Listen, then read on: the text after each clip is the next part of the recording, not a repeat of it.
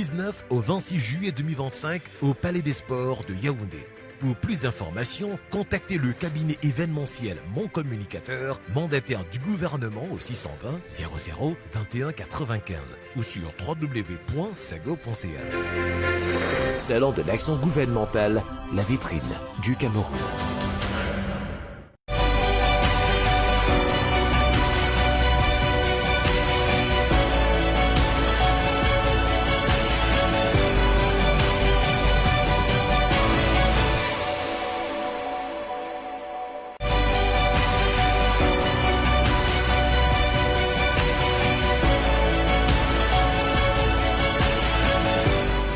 Bonsoir à tous, mesdames, messieurs, bonsoir. Les Lions indomptables du Cameroun et les Camerounais attendent de pied ferme la sélection libyenne mardi prochain dans le cadre des matchs comptants pour les éliminatoires de la Coupe du Monde FIFA 2026. Après la sortie d'hier en Afrique du Sud face à la modeste sélection de Swazini, si vous voulez vous dites Swaziland, 0 but partout, un match nul. Côté score, nul également, disent les spécialistes côté jeu, mais qui aura été marqué également par une intensité, on va dire, féroce en termes d'anti-jeu, ce qui se joue hors des stades, dans les réseaux sociaux, plateaux, télé et radio, marque justement une intensité incroyable où les Camerounais ne passent pas par 4 chemins pour parfois se dénigrer entre eux autour du ballon rond qui a fini par être le ballon de la division. On dira un mot là-dessus, sur le jeu concernant le match d'hier, mais sur ces anti-jeux qui sont de plus en plus observés autour de l'équipe nationale du Cameroun. Et puis on parlera de notre administration publique au Cameroun. Vous le savez depuis quelques temps maintenant, les documents censés être confidentiels se retrouvent sur les réseaux sociaux, sur la voie publique. La République est devenue une rue publique. Qu'est-ce qui se passe? Pourquoi cette attitude des agents publics qui mettent à la disposition du public, parfois pas demandeurs, ces documents et qui se retrouvent hors du circuit normal? À quel niveau se trouvent les failles dans notre administration? On le verra avec nos invités ce soir dans le cadre de notre causerie traditionnelle, et nous accueillons le patriarche El Hadj Maïriga, on va l'appeler ainsi. C'est un vieux de la vieille. Il connaît l'administration, c'est un contractuel d'administration aujourd'hui à la retraite, et il nous dira certainement pourquoi c'est différent aujourd'hui entre leur époque, quand il y avait le droit de réserve qui était absolument respecté, et ce qui est constaté aujourd'hui. El Hadj, bonsoir et bienvenue. Merci, bonsoir Jacques, bonsoir mes co-discutants, bonsoir aux téléspectateurs et canal d'Info TV, je voudrais dire. C'est un honneur d'être là, surtout à côté de Jean-Jacques, que je souhaitais cela depuis. Beaucoup de rendez-vous ratés. Ouais. Je suis là aujourd'hui, c'est un honneur d'être invité et parler, n'est-ce pas, de la République, quelque chose de programme de notre pays. D'accord. Merci vraiment. C'est un plaisir de vous avoir. Hein. Vous êtes en plein jeune, c'est ça? Oui. Ça se passe bien? Ça se passe bien. Vous n'avez pas perdu 1 ou 2 kilos? Non. C'est plus dans l'esprit. C'est plus de 45 ans. Oui. Donc, l'habitude est là, juste un peu de fatigue, c'est tout. Il faut beaucoup soutenir notre chef plateau Ismaël. Exactement, Ismaël. Qui est là à 18h. Il va souvent au petit coin là pour casser le jeûne. Il est obligé de faire pendant qu'il travaille. Merci beaucoup et bravo Ismaël pour tout cela. Et nous accueillons également Descartes Akono. Il est communicant au sein du Rassemblement démocratique du peuple camerounais, le RDPC. Le parti au pouvoir ou proche du pouvoir. Bonsoir et bienvenue. Bonsoir, merci. C'est toujours avec grand plaisir que le RDPC est là. Bonsoir mes co-discutants. N'hésitez pas, nous sommes le parti au pouvoir. Vous êtes le parti au pouvoir, pas proche du pouvoir. Vous assumez? Non, le pouvoir appartient au peuple. Quand le peuple nous le donne, on ne va pas dire que nous sommes au pouvoir. Nous sommes au pouvoir parce que le peuple... Tenez fermement. Parce que le peuple l'a voulu. D'accord. Paul Fils Elundou, vous êtes journaliste, directeur de publication d'innovation Afrique.net. Bonsoir Paul Fils. Ah oui, bonsoir Jean-Jacques. Ça se passe bien? Oui, ça se passe bien et puis Dans un autre pan, je suis plus à l'Ordre national des opticiens. C'est vrai, c'est pas cette. Vous êtes chargé de la communication de l'Ordre des opticiens. Oui. Il faudrait bien que les opticiens nous disent pourquoi nos yeux sont de plus en plus attaqués au Cameroun. Oui, effectivement, parce que c'est un pan aussi essentiel que j'ai découvert il y a 3 ans. Ouais. Une niche de richesse.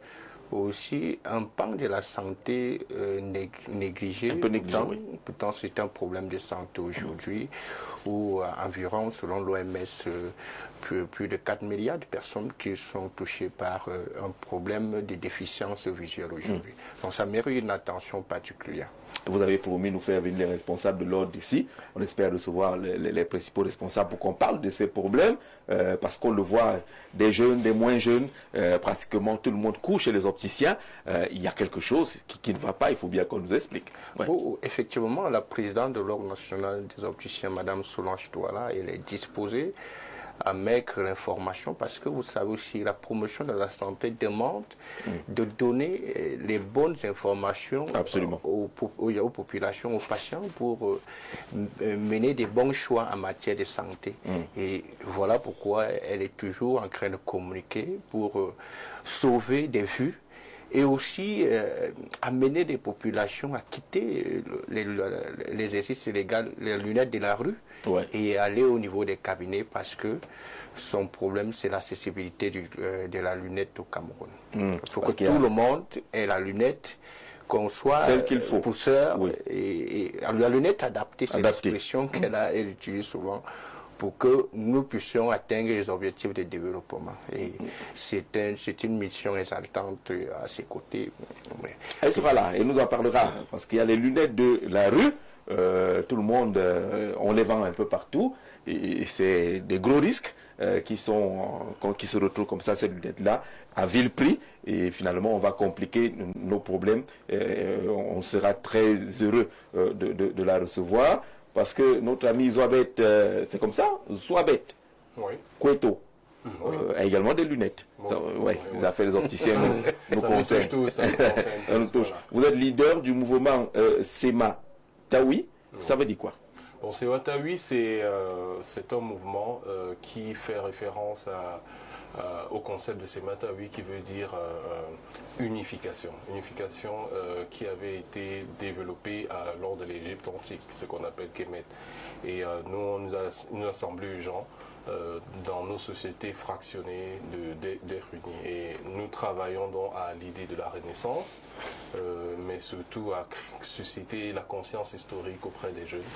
Parce que régulièrement, on a des générations qui font face à des problèmes. Ils ont l'impression que c'est nouveau, mais parfois ce sont des choses qui viennent de quelque part. Et de deux, parfois les gens ont l'impression qu'ils font quelque chose, ils innovent, qu'ils sont en train de créer plein de choses de nouveau.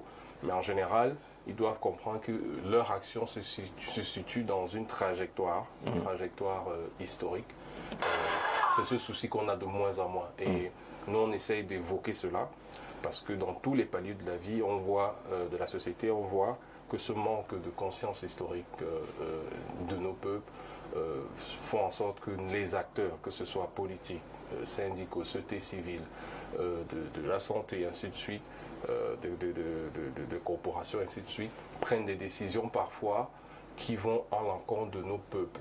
Voilà. Et c'est pour ça qu'on s'est dit qu'on travaille. Pour ça, nous faisons beaucoup d'activités publiques. Là, par exemple, on aura une conférence publique que nous allons organiser jeudi le 27 dans un hôtel de la place. Ce sera notamment sur la femme, comme le mois de mars, c'est le mois de la femme. La femme et la Renaissance, et avec des invités, notamment Mère Michel Douki, mais des femmes, Bayam Salam elles-mêmes qui sont dans la rue, d'autres des jeunes, des plus jeunes, voilà.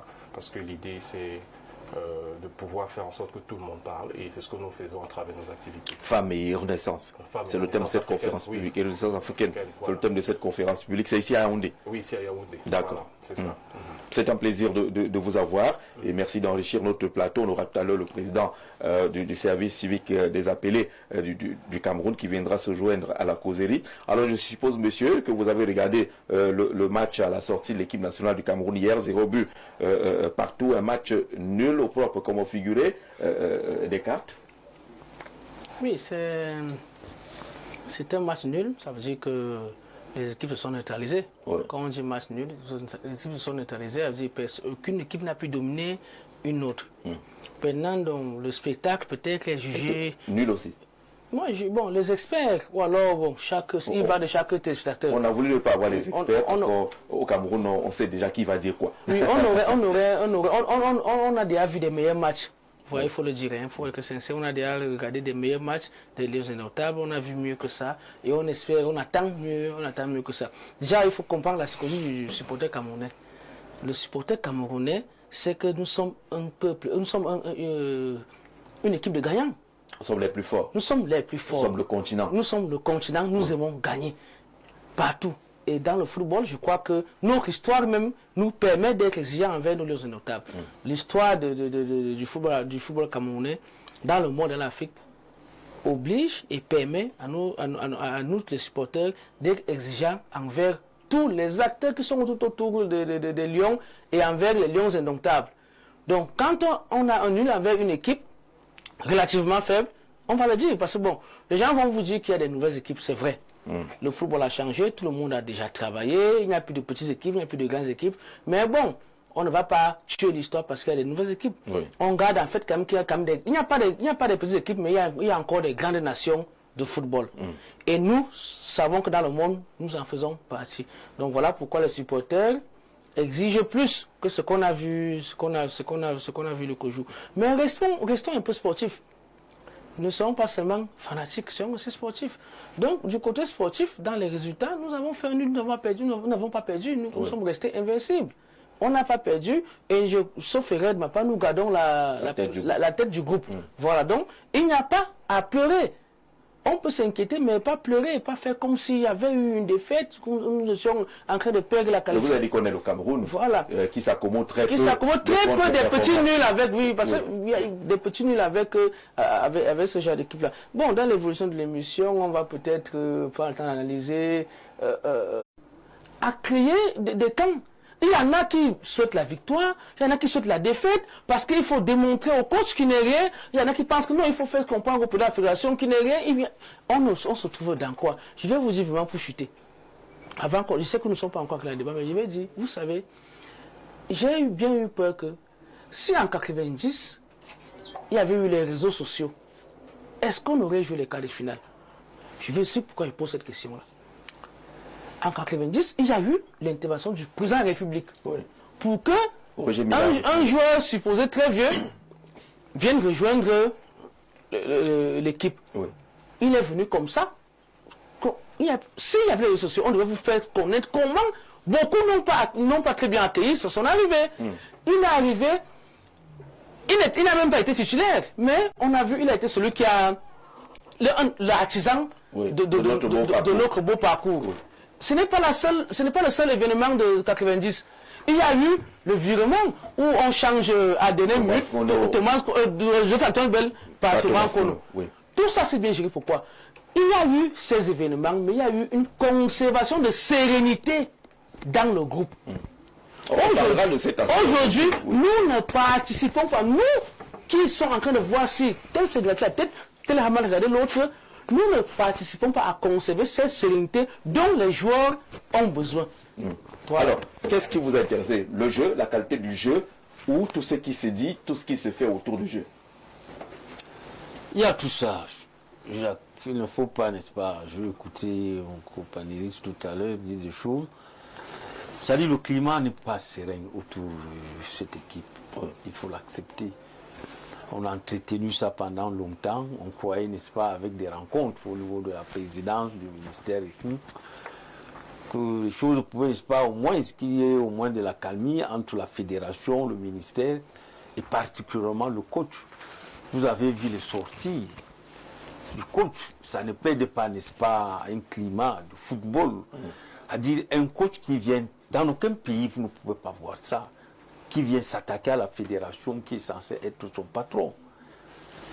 Et des deux, l'organisation, vous avez vu, le ministre qui fait, n'est-ce pas, le ministère, je veux dire, parce que le ministre, je peux dire, c'est le ministère. Vous avez vu l'organisation, quand la fédération attire l'attention, en tant que parti technique, demande, n'est-ce pas, de ne pas... Ils ont programmé un voyage, eux, ils ont des renseignements parce que eux communiquent entre fédération et fédération. Ils ont tiré la sonnette d'alarme de ne pas partir à ce temps-là ou d'aller de se retrouver directement. Même temps, ils ont organisé le shooting au Cameroun. Voilà. Non, justement, on ne veut pas entrer dans ce débat parce que ça reste dans les on-dit autour de l'organisation des matchs de football. Ce qui nous intéresse, c'est de mettre fin à ces anti-jeux qui polluent le jeu. C'est un peu ça. Voilà. C'est de ça que je suis en train de parler là. Oui. Parce que tant qu'il n'y a pas d'entente, la fédération qui vous dit le regroupement pouvait se faire directement en Afrique du Sud. Ça, c'est pas une communication officielle de la Et fédération. vous avez vu ce que ça a donné, l'image de l'équipe nationale quand même du Cameroun qui se retrouve, n'est-ce pas, comme des réfugiés quelque part dans un couloir de l'aéroport, fatigués, en train de jouer. Donc, quand vous avez vu tout ça, la fatigue, il fallait partir de là 300 km. Oui. Donc, il y a tout ça. Le match que nous avons vu hier, quand même, la première équipe qui joue avec la dernière. Et quel que soit ce qu'on peut dire Lyon, nom par nom, poste par poste, eux, le Swatini, ils ont joué avec les équipes, les enfants du championnat. Mais qu'on ne parvient pas ailleurs pour ce qu'on a vu, à marquer un but. Ça peut arriver. Ça peut arriver, mais je vous assure, c'est le football. Oui. Mais sincèrement, quand vous voyez l'espace sur tout le plan, le Cameroun peut gagner ce match. Mais aujourd'hui, on est encore à attendre la Libye que nous connaissons très bien. Je vous assure, ne soyons pas surpris. Parce que dans un cadre comme ça, où il n'y a pas de sérénité d'entente, le diable est là. Et je vous assure, moi je dis, à la même place ici assis, tous les matchs que nous avons vus, du Lyon ici au Cameroun et à l'extérieur, je vous assure, il y a quelque chose à refaire dans cette équipe. Donc vite fait, si les organisateurs, les responsables autour fédération, ministère, vraiment ne cherchent pas à s'entendre, c'est-à-dire à remettre la balle au centre, que chacun vienne, n'est-ce pas, et qu'il y ait vraiment des excuses sincères, et qu'on recadre l'entraîneur. Je vous assure, s'il n'y a pas de la camille, et qu'on pense à laisser qualifier pour la Coupe du Monde, je vous assure... Mais on ne donne pas à l'entraîneur son assistant aussi? Tout ça, c'est un climat qui n'est pas du tout bien. D'accord. Oui, il a raison, il est venu avec son assistant. Mais quel lui-même qui sont quand même nos plus grands entraîneurs et qu'il dit que c'est des petits gens. Mais comment vous pouvez expliquer ça? Que nous connaissons tous. Ce monsieur-là, on ne sait pas. Bon, je ne voulais pas aujourd'hui utiliser de gros mots. Sincèrement, c'est lui-là avec Toumoupi qui vient qualifier Toumoupi quand même. Non. Il y a quelque chose qui ne va pas. Et c'est le travail du ministre, parce qu'il se peut que c'est sa personne, qui le recadre, qui lui dit non. Voilà, c'est ça le danger. C'est ça, non. C'est ça les anti-jeux là. Les anti-jeux, oui. Tout le monde dit ce qu'il pense et accuse tout le monde. Non, il a droit qu'on le respecte, qu'il est là avec nous, mais qu'il ne pense pas qu'il vient apprendre à jouer au Camerounais ou apporter encore quelque chose, je ne sais pas, du Lion. Qu'on lui donne les livres, qu'il lise, qu'il publie l'histoire du Lion indomptable du Cameroun, qu'il lit l'histoire du Cameroun. Qu'il a lu l'histoire du football. Oui, d'abord particulièrement du Cameroun. Il connaît bien le Cameroun. Nous allons lui donner un nom. Oui. Ça, c'est sûr. Nous allons lui donner un nom. Ça, c'est ce qui est sûr. Tous les entraîneurs qui sont... Non, si ce n'est que le trophée, nous avons 5 trophées. Ça va? Nous avons 5 trophées. Qu'ils nous donnent ou pas, nous allons toujours en avoir. Plus besoin. Et le plus beau trophée, souvenez-vous du Gabon quand même. Ça, c'est le plus beau trophée. On n'attendait pas le Lion. Dans des conditions aussi compliquées. Alors, bonsoir Jean-Jacques Zé, bonsoir à ton inconditionnel panel. Le résultat des Lions indomptables hier en Afrique du Sud démontre tout simplement que le torchon continue de brûler entre l'Africa Foot et le ministère des Sports. Bonsoir à vous. Vous m'avez dit le match nul des Lions indomptables hier face au dernier du groupe est tout simplement un problème de management. Les responsabilités sont partagées entre le ministère des Sports et la Fédération canadienne de football. Je ne sais pas quel problème l'homme à la moustache a contre l'Africa Foot. C'est vraiment une grosse honte pour le football camerounais. Alors voilà, maintenant le ministre était dans son bureau dans l'affaire là. Les gars sont allés jouer leur match. Mais là c'est lui qui encaisse tout et c'est pour ça qu'on parlait d'anti-jeux. Comment mettre fin à ces anti-jeux là? Qu'est-ce qui vous a marqué hier? La qualité du jeu, le coaching ou tout simplement les anti-jeux autour du jeu? Oui, Jean-Jacques, quand on observe le jeu de l'équipe nationale d'hier et ce qui s'est passé par avant, nous constatons qu'aujourd'hui, l'anti-jeu a eu l'emphase sur le jeu. Sur le jeu.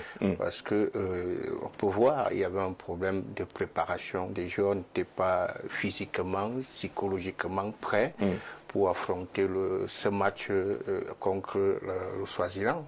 Parce qu'il faudrait le dire, c'est quand même une équipe 5 fois championne d'Afrique, avec une équipe qui est au bas du fond du classement en termes FIFA ou bien africain. Et c'est inexplicable qu'on arrive à un score mieux de parité et avec une production du jeu pas reluisante. Et ça peut s'expliquer parce que, comme tout le monde le sait, c'est le problème, le mal du football des débuts. Parce que, il faudrait le dire, il y a un intellectuel qui a écrit un bon livre, le docteur Basile Ngono, qui a écrit l'éthique comme base de refondation du football camerounais. Et là-bas, il dit, je cite, le football camerounais se porte mal. Et le problème existe entre le ministère et donc il est coincé dans les rivalités entre les acteurs. Le problème est les rivalités qui existent entre le ministère en charge du sport et l'instance fêtière. Il poursuit et dit que cette rivalité n'est pas sur l'orientation, sur le plan technique pour développer le football, mais plus sur de l'argent. Donc, il relève le fait que c'est l'argent qui est la cause de tout ce qu'on observe au niveau du désordre qu'on observe au niveau du football. Et vous pensez que c'est quoi le problème du Cameroun aujourd'hui? Vous pensez personnellement qu'il s'agit de quoi? Mais puisque nous sommes aujourd'hui au fait, voilà, aujourd'hui, les compétences de la FECAFOOT ont été retirées et sont usurpées par le ministère des Sports aujourd'hui. Ça fait un problème. Quelles compétences ont été retirées? Notamment la gestion financière de l'équipe nationale. Mais l'agent comptable de la fédération n'est pas au ministère.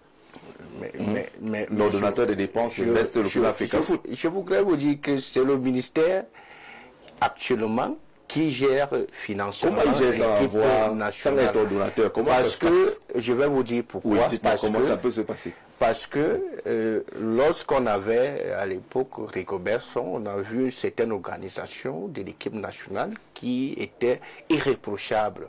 Mais aujourd'hui, avec ce cafarnaum qu'on observe entre cette rivalité entre... Moi, je veux parler des finances. Comment vous dites que c'est le ministère qui gère? Non, je suis en train de dire qu'à cette époque-là, on voyait bien que c'est la FECAFOOT qui gérait les finances. Mais sauf qu'aujourd'hui, puisque tout le monde le sait, puisqu'il y a eu une sortie du ministère qui a carrément dit que la gestion financière de l'équipe nationale a été du ressort de l'État aujourd'hui, puisque je ne peux pas dire que c'est peut-être le ministère, mais nous savions bien que c'est l'État qui, à un moment donné, fournit ses finances. C'est le ministère des Finances qui nomme ça n'a pas changé. Ce comptable ça qui, ainsi. À un moment donné, ils ont tous les moyens pour tenir un agent public. Est-ce que quelqu'un a parlé d'argent dans ce qui s'est passé sur la route de l'Afrique du Sud? Mais, M. Jean-Jacques, c'est le problème aujourd'hui, c'est le problème d'organisation. Et l'organisation que la FECAFOOT avait avant a été perturbée. Et aujourd'hui, c'est un véritable problème. On ne peut donc pas dire qu'aujourd'hui, c'est la responsabilité de tel ou tel. Est-ce qu'on n'est pas en train d'esquiver le vrai responsable dans cette affaire, la Confédération africaine de football et son calendrier, qui est plus favorable à ce qui se passe en Europe par rapport à ce qui se passe en Afrique? Vous avez des matchs de championnat des éliminatoires qui sont prévus mardi, ou un mercredi, alors que les derniers joueurs africains en Europe jouent pratiquement dimanche jusqu'à 23h. Il faut qu'ils prennent un vol, qu'ils arrivent, et le temps, il faut que la Confédération africaine de football fasse les vraies revendications pour permettre aux équipes africaines de mieux s'organiser. Oui, mais sur cet aspect, on sait que les autres fédérations le gèrent. Il y a des recours, il y a un ensemble de choses qui peuvent être faites pour pouvoir repositionner le match, pour le reclasser. Dans notre cas, il se trouve qu'on ne sait pas qui doit le faire. C'est la fédération. C'est la fédération. La fédération. La fédération n'ayant pas tous les moyens managériaux pour pouvoir gérer. Comment est-ce possible? Comment est-ce possible? Puisque le seul interlocuteur de la CAF ou de la FIFA, c'est la fédération. Oui, mais dans l'organisation de match, il y a bien des aspects tels que logistique et autres qui parfois ne dépendent pas de la fédération. C'est pour ça que je dis le problème fondamental, c'est de mettre demander le décalage d'un match. C'est du ressort de la fédération. Pour pouvoir le faire, il faut avoir tous les éléments en sa possession pour dire je décale. Par exemple, du point de vue logistique, j'ai tel problème logistique avec mes joueurs, j'ai tel problème avec ceci, ainsi de suite. Et là, je décide à ce moment, en justifiant, en motivant auprès de la CAF. C'est un problème africain aujourd'hui. Oui, ce n'est pas le problème de la Fédération Camerounaise de football. C'est un problème africain que l'Europe a réussi à régler avec la Ligue des Nations. Et ils se sont montrés plus forts et ils ont des calendriers un peu plus respirables. On ne refuse pas, mais on donne ces possibilités de recours. Même là, le staff d'Africafo a laissé entrevoir la possibilité de faire le recours. Mais n'a pas fait le recours, n'a pas demandé. Mais comme je dis, dans le flou qui est tout autour de l'organisation du football en général, il serait difficile pour une instance de pouvoir faire recours sans avoir tout les éléments. Je comprends. Il faut que chacun joue son rôle. Oui, je sais. Et c'est pour que si j'ai fait ce que je dois faire et il y a eu un blocage, vous avez des éléments pour vous défendre. Mais pour que chacun joue son rôle, il faut qu'on donne les responsabilités. On responsabilise quelqu'un. À la fin, on tire les leçons de sa responsabilité. Le problème chez nous est que on donne un peu et on retire un peu. Et qui fait en sorte que ça déresponsabilise même les gens. Et maintenant, vous allez voir, ils vont dire, sur des aspects, je suis d'accord avec vous, il y a certains aspects qui dépendent de la FECAFOOT, et la FECAFOOT doit répondre, mais ils ont bon dos de dire, bon voilà, nous n'avons plus le contrôle de tous les éléments dans l'organisation d'un match, dont certains dépendent du ministère. Et ils disent, voyez le ministère, et ça devient un ping-pong.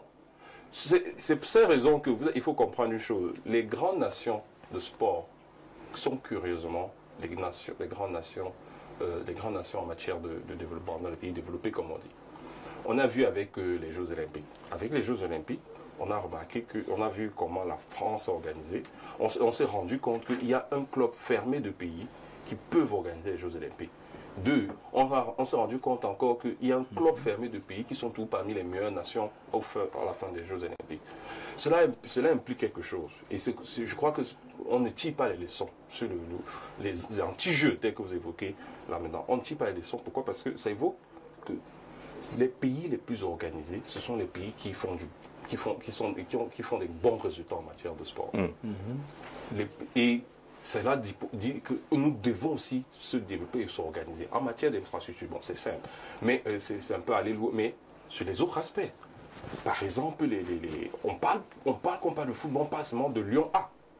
Mais il y a des niveaux intermédiaires, poussins et autres, minimes et consorts, qui doivent créer de l'émulation comme ça se fait ailleurs. Il y a les compétitions poussant ailleurs, les stades sont pleins. Parce qu'on communique, on comprend, ainsi de suite. Parce qu'on comprend aussi l'enjeu. Ce sont les gars qui jouent aujourd'hui comme ça, ils joueront comme ça demain. Mais on a fait tout un aspect, et c'est ça le problème que moi j'ai avec l'ordre politique. L'ordre politique est venu s'immiscer simplement dans le football. Il y a plusieurs autres disciplines. Et en plus, seulement dans l'équipe A.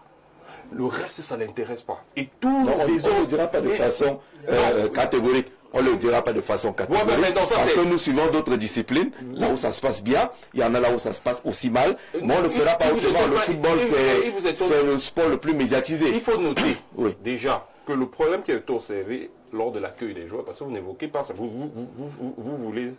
on veut... Non, on a toujours allé étape par étape. Voilà. Mais ce problème qui est arrivé quelques, je crois, semaines avec les Lions juniors. Toujours le même problème. Il faut se poser la question pourquoi cela se passe toujours tout le temps. Comment on règle ça? Et là, ça dépend de la fédération. On est d'accord là-dessus. Alors, Clément Christ, on n'a pas eu le temps de t'accueillir, Monsieur le Président. Bonsoir et bienvenue. C'est la forme, comme d'habitude. Disons que nous sommes là. Monsieur Jean-Jacques Zé, merci de nous avoir invités. Désolé pour le léger retard dû au dynamisme embouteillage de la cité capitale. Maintenant, lorsqu'on l'a dit, je voudrais saluer vos invités, mes co-discutants et davantage les Camerounais qui nous regardent partout dans le monde. Alors, on est en train d'analyser les jeux et les anti-jeux de cette rencontre d'hier et d'autres autour de l'équipe nationale du Cameroun. On a l'impression que le jeu passe en second plan de plus en plus. Tout est autour des anti-jeux. Toutes les communications qui sont faites autour de l'équipe nationale du Cameroun ne parlent pas du jeu. On a toujours un petit souci de ci, un petit souci de ça. Il y en a quand même qui n'ont pas compris l'état d'esprit d'un groupe. C'est-à-dire que même si les joueurs sont assis par terre, nous qui voyageons, même quand c'est l'on connaît quoi, un groupe de danseurs du village qui voyage, vous savez qu'il y a des images, vous vous dites, dans votre entente, Mincep, Fecafoot et autres, que comme on parle là, c'est en équipe. Si ça sent mal, ça sent à l'intérieur et que l'odeur ne sort pas. Mais ce qu'on voit aujourd'hui, c'est qu'il y a quand même des petits malins qui profitent des moindres petits couacs pour mettre un peu de carburant et du gasoil. Oui, peut-être parce qu'on donne également du grain à moudre à ces petits malins. Parce que ils sont très présents. Ils n'ont pas imaginé les images qui ont circulé ou dessiné cela. C'était visible que les joueurs étaient exposés, là comme quelqu'un a qualifié opportunément, ainsi comme des réfugiés ou des clandestins.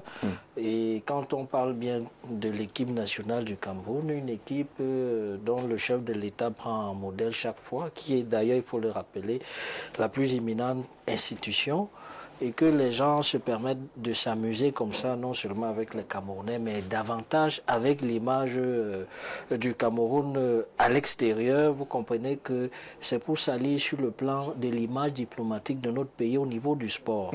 Et pour nous, au niveau de service civil, ce sont des actes non inciviques, parce que c'est même antipatriotique pour ceux qui sont des relais passifs de ce genre d'initiatives honteuses. Et maintenant, vous avez dit ici, beaucoup de personnes le disent d'ailleurs, les responsabilités, parce qu'en ce moment, il faudrait qu'on établisse les responsabilités. Qui a été à l'initiative de ce fiasco-là? Qui a fait que les joueurs qui doivent jouer à la veille se déplacent et n'aient pas d'endroit où ils peuvent être logés, ils peuvent se déplacer et autres?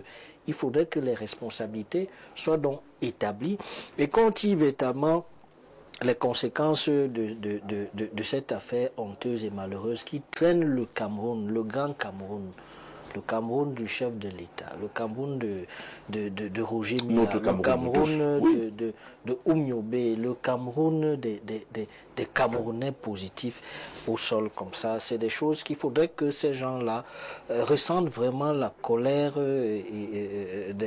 des uns et des autres. Maintenant, vous avez dit ici que lorsque ça sent mauvais, ça reste, l'odeur doit rester entre nous. C'est-à-dire que vous comprenez qu'il y a une carence manifeste du sens non seulement du patriotisme, mais davantage du sens de l'État. C'est-à-dire qu'on a très peu d'hommes d'État dans notre pays. Oui. On a vous voyez que le second thème nous amener dans ce sens-là. On a à peu près des politiciens qui ont des tendances de politicards, d'autres qui sont des aventuriers, des imposteurs et autres, mais il n'y a pas d'homme d'État. C'est-à-dire, un homme d'État, c'est qu'il pose des actes structurels qui se met au-dessus de son ego. C'est-à-dire, les gens mettent en évidence leurs égos et cela salit le Cameroun. Cela salit l'image de marque du Cameroun. C'est-à-dire que chaque jour, les gens contribuent et participent à ramener le Cameroun à des petits pays et autres. Pourtant,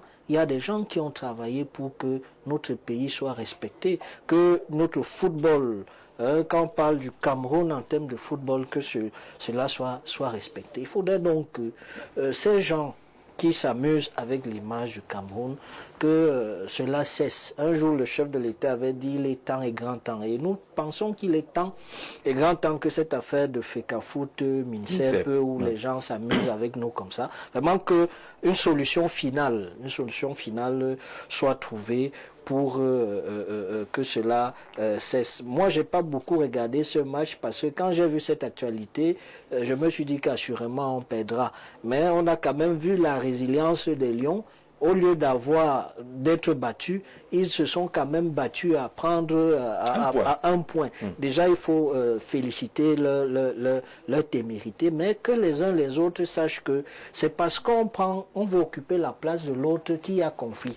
que chacun reste à sa place, que chacun joue son rôle, que chacun travaille pour le rayonnement du Cameroun, qu'on cesse ces petites choses. C'est-à-dire que c'est vrai que nous sommes habitués avec les poubelles au Cameroun, mais quand on va ailleurs... Si on commence à voir le comportement de poubelle, ça devient un problème. Quand on va ailleurs, qu'on soit un peu plus discipliné, qu'on se dise que nous partons pour défendre l'image de marque du Cameroun. Nous disons souvent au service civil, le Cameroun est notre fierté. On ne doit pas salir ce pays comme ça. On ne doit pas contribuer à le descendre, à être la risée de l'Afrique et même du monde. Le Cameroun a des talents connus. Là. Donc il faudrait que cela cesse, que vraiment le chef de l'État, qui est la plus imminente institution, prenne ses responsabilités et que cette affaire-là prenne fin, cette affaire de... D'accord. Alors, une organisation parfaite dans le sens absolu du terme n'existe pas. Mais on voit quand même que dans certaines équipes, c'est après 10-15 ans qu'un journaliste fait des révélations sur ce qui s'était passé sur le parcours de telle compétition. Chez nous, c'est du tic au tac. Elle dit que vraiment, si quelqu'un a laissé tomber son chapeau, c'est déjà parti. Et vous avez les influenceurs, vous avez les soutiens et autres qui montent au créneau. Il a rien de plus belle qu'en servant le Cameroun. Parce que le Cameroun a contribué largement à ce que vous soyez ce que vous êtes devenu. Même si vous avez l'impression d'avoir lu vos livres tout seul, ou alors d'avoir fait vos entraînements tout seul, si vous regardez bien en arrière, vous verrez que le Cameroun vous a apporté un moment. Que le Cameroun a fait de vous ce que vous êtes à un grand moment. Maintenant, en retour, que vous vous retrouvez à la tête d'un ministère, à la tête d'une fédération, vous n'avez pas le droit de mettre votre ego au-dessus de ce que nous ressentons quand les Lions font un nul contre une petite équipe. Personne n'a ce droit. Déjà que notre président de la République, le président national de mon parti, lui qui est le président depuis 4 décennies, ne se donne pas ce droit. Il ne se donne pas le droit de penser lui au-dessus du Cameroun. Alors, comment un autre Camerounais peut penser que sa fierté à lui, ses combats à lui, doivent déranger la tranquillité des lions que nous regardons? Voilà le problème. On peut tourner là, mais je vous dis, moi j'ai posé le problème tel qu'il est. Voilà le problème. Il ne faut pas qu'on continue, que les gens continuent à penser qu'ils ont eu un ticket. Que leur parcours, que leurs histoires, leurs études, leur brillance peuvent leur donner un ticket de nuire. De nuire aux Lions notables. Alors, les Lions notables, ce n'est pas pour rien. Le président, je vais chuter avec votre permission. Regardez bien, le président nous a dit, j'ai donné des instructions pour que les choses fonctionnent mieux, pour que les choses soient parfaites. Et il a rappelé en même temps la valeur de l'organisation, une bonne organisation. Maintenant, il revient comme un père de famille. Il sait très bien que tout n'est pas parfait, mais il prend celui de féliciter ce qu'il a vu de bien, la qualification. Il a félicité les joueurs et le staff technique. Le staff, dans le staff, je mets tout le monde parce que c'est un travail en symbiose. Quand il vous félicite, c'est pour vous dire, voilà ce que j'attends de vous. Et quand je dis, moi le président, je parle au nom de tous les jeunes. Voilà ce qu'on attend de vous, vous êtes qualifiés. Pour vous qualifier, vous avez vu, il a fallu que vous travaillez un peu ensemble. Voilà ce que j'attends de vous. Pourquoi il faut qu'on continue à voir ça? On ne doit pas continuer à voir ça.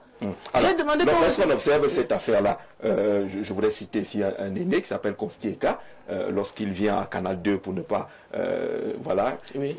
Il vient, le premier acte qu'il pose, c'est qu'il colle partout, toutes les entrées, une petite affiche. Là où c'est marqué, ici s'arrête l'ego, la star c'est Canal 2. Vous imaginez bien que nous les jeunes qui pensions être des stars à l'époque. Donc le véritable problème, nous travaillons tous pour le Cameroun. Ne venez pas nous citer le chef de l'État, Comment on va faire pour ne pas citer le chef de l'État? Celui qui a la vision, celui qui organise. La vision, il a donné l'instruction. Il a dit que j'ai donné l'instruction. C'est juste à quelle limite? Vous lui posez la question. Le ministre, lui, est venu s'accaparer du pouvoir même de la fédération. Mais celui qui a dit que tu allais loin. Exactement. Ouais. Il a gardé son silence depuis. Il lui avait dit que tu allais On a tout vu ici dehors entre ministère, n'est-ce pas, les insultes et tout. Moi, je crois qu'en sage, peut-être, s'il faut lire, n'est-ce pas, la pensée du chef de l'État, c'est peut-être lui demander de s'asseoir avec la fédération. Dans tout le cas, tous les partis concernés. Poser la question. Nous avons tous écouté le chef de l'État, il n'est pas satisfait, il n'est pas content de nous. Proposez-moi quelque chose, la sortie de ce qui pourrait lancer le football. Le ministre est resté, il a pris beaucoup plus de bavards autour de lui. Si vous avez vu une personne, ou ici c'est un taureau, tous les désordres, le bonheur que ce genre-là ont foutu entre la fédération et le ministère. Mais est-ce que ça arrange le football? Jusqu'aujourd'hui, c'est de ça que je vous ai dit. Il y a le mal est dans le fruit. Tant qu'on ne parvient pas à s'asseoir, une fois pour toutes, remettre le pouvoir de la fédération à la fédération. Oui. Ne venez pas nous dire ici, parce que tel a eu beaucoup de livres, tel a eu beaucoup de célébrités et tout. Chacun a eu droit à ce que Dieu l'a donné, à ce qu'il a pu faire de sa vie. Et ils ne sont pas là tous au hasard. Que ce soit le ministre en tant que patriarche, nous avons vu quand même une belle image lors de la Coupe du Cameroun. Nous, on croyait que tout devait, n'est-ce pas, s'arranger entre eux. Le sourire qu'il y avait entre ministres... Mais les belles images ne manquent pas. Les réunions de concertation doivent être des réunions honnêtes. Lorsqu'on les tient, exactement, que chaque partie vienne dire quel est le véritable problème. C'est ce travail que le ministre n'a pas pu faire. S'il vous plaît, nous avons un match à jouer mardi.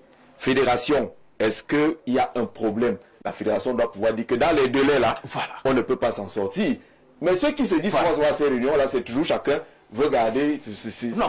Vous savez, maintenant, n'est-ce pas, le sac d'argent, c'est là-bas au ministère. Non, il n'y a pas de sac d'argent au ministère. Il n'y a pas de sac d'argent au ministère. Vous savez comment manger l'argent? Le secrétaire général a demandé, n'est-ce pas, au ministère des Finances. Non, je ne dis pas le sac d'argent liquide. Il y a la signature. Le développement, l'ordonnateur, n'est-ce pas, il n'est pas de c'est le président de la fédération. Il y a l'agent comptable. Oui. Mais qui agit aujourd'hui à l'ordre de qui? Du ministre. Le seul ordonnateur, c'est le président de la fédération. Non, il ne donne pas. Cet argent, non, c'est le ministre qui parle sur le papier. Non. C'est le ministre, c'est le papier. Il y a un parle de gestion des finances publiques. Tant qu'on n'essaie pas de remettre l'ordre, et je vous ai dit quelque chose, le projet. Il faut recadrer l'entraîneur là. Cet entraîneur. Ça, vous l'avez dit. Oui. Je vous assure. Les petits mots là qui comment fait pour à tort et à travers n'arrangent rien. Comment faire pour réduire les antigènes? Oui, comment faire? Parce que là, on a dit tout le monde est coupable, même nous là. Comment nos plateaux, nos émissions, nos experts du dimanche et du lundi. Alors, chacun vient avec son camp, chacun son penchant, même s'il neige, oui. À son camp.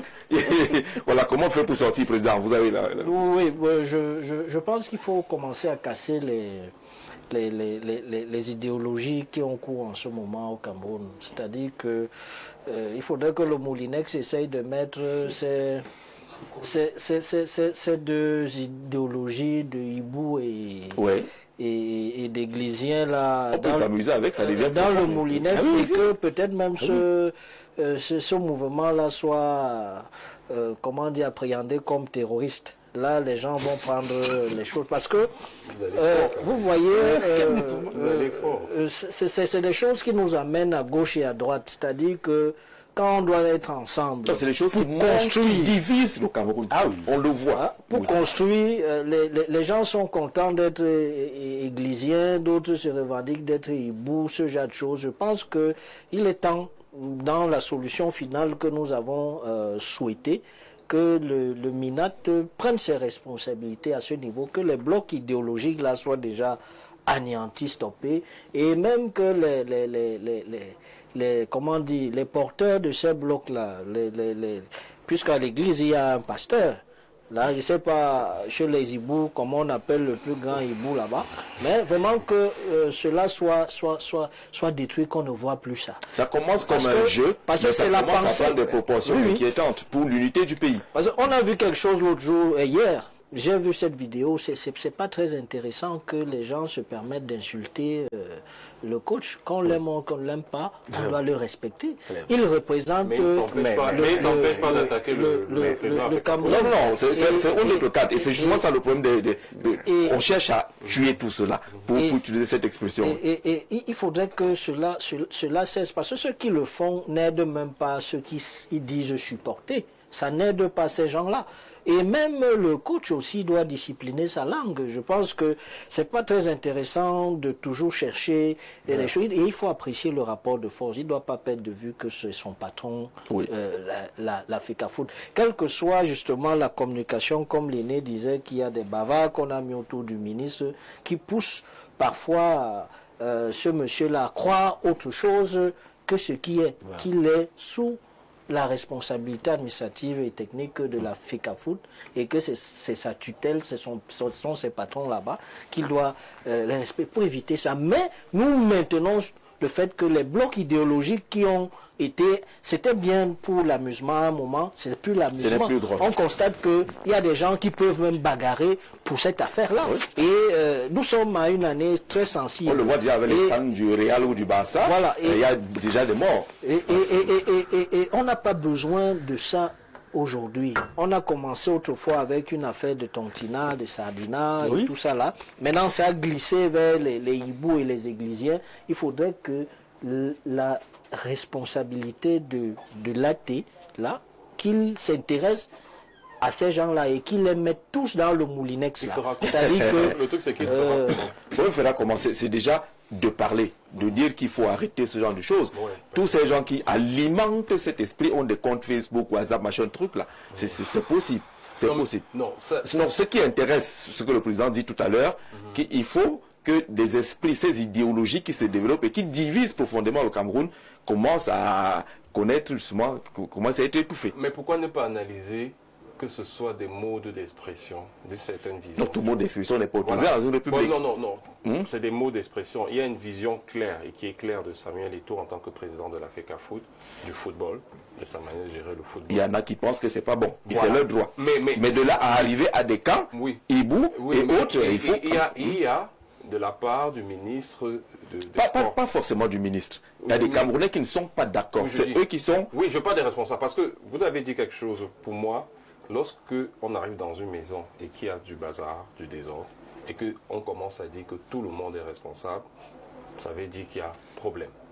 C'est le chaos. On peut pas être dans une maison organisée où il y a un père de famille, il y a une mère, il y a ainsi de suite, et les enfants, les oncles, et ainsi de suite. Oui. On trouve du désordre et on dit que tout le monde est responsable. Ça ne peut pas se faire. Et c'est ça, c'est ce qui arrive. Donc tout le monde peut être responsable, mais il y a des degrés différents de responsabilité. Voilà. Maintenant, le plus important, quand on voit le problème de responsabilité, c'est la responsabilité des personnes qui ont la charge de mettre de l'ordre dans ces affaires. Et il se trouve donc que dans notre cas, les personnes ayant la charge, on ne sait pas qui a la charge de quoi. Comme j'expliquais tout à l'heure, Samuel Eto'o en tant que président de la FECAFOOT est maintenant membre du COMEX à la CAF. D'ailleurs, le président de la République lui a adressé une lettre de félicitations par rapport à ça. Donc, il sait très bien sa vision, le président de la République. Et il y a certains membres du gouvernement, notamment dans la figure de le ministre des Sports, qui a une façon de voir les choses. C'est clair. Et c'est pour ça, la scène du Hilton, ici au Cameroun. Mais on est en train de sortir de cette situation. Comment on fait pour sortir de cette situation? Non, clairement, il faut responsabiliser les gens. Il ne faut pas que tout le monde soit responsable de quoi que ce soit. Il s'agit du sport. Il y a une organisation fêtière qui est la FECAFOOT. Le football, pas le sport. Oui, le football. Oui. Il s'agit de football. Et il y a une fédération fêtière qui est celle-là. Qu'on lui donne les responsabilités, si elle n'arrive pas à tirer les conclusions, et on donne à d'autres personnes la responsabilité de cette organisation. Mais sans oublier que le ministère gardera toujours ses responsabilités. Il n'y a pas un détachement total. Aucune discipline n'est détachée totalement du ministère. Parce que cette façon de faire, de voir, c'est aussi pour dire que... Voilà. Je vais prendre très rapidement quelques secondes, puisqu'il a fait la même chose avec moi. Prenez quelques secondes, vous allez les restituer. C'est l'aller et le retour. Alors, vous savez, il y a un problème au Cameroun, c'est que les gens disent que non, les responsabilités, c'est d'autres personnes et autres. C'est ça le problème du Camerounais. C'est-à-dire que le Camerounais ne se sent responsable de rien.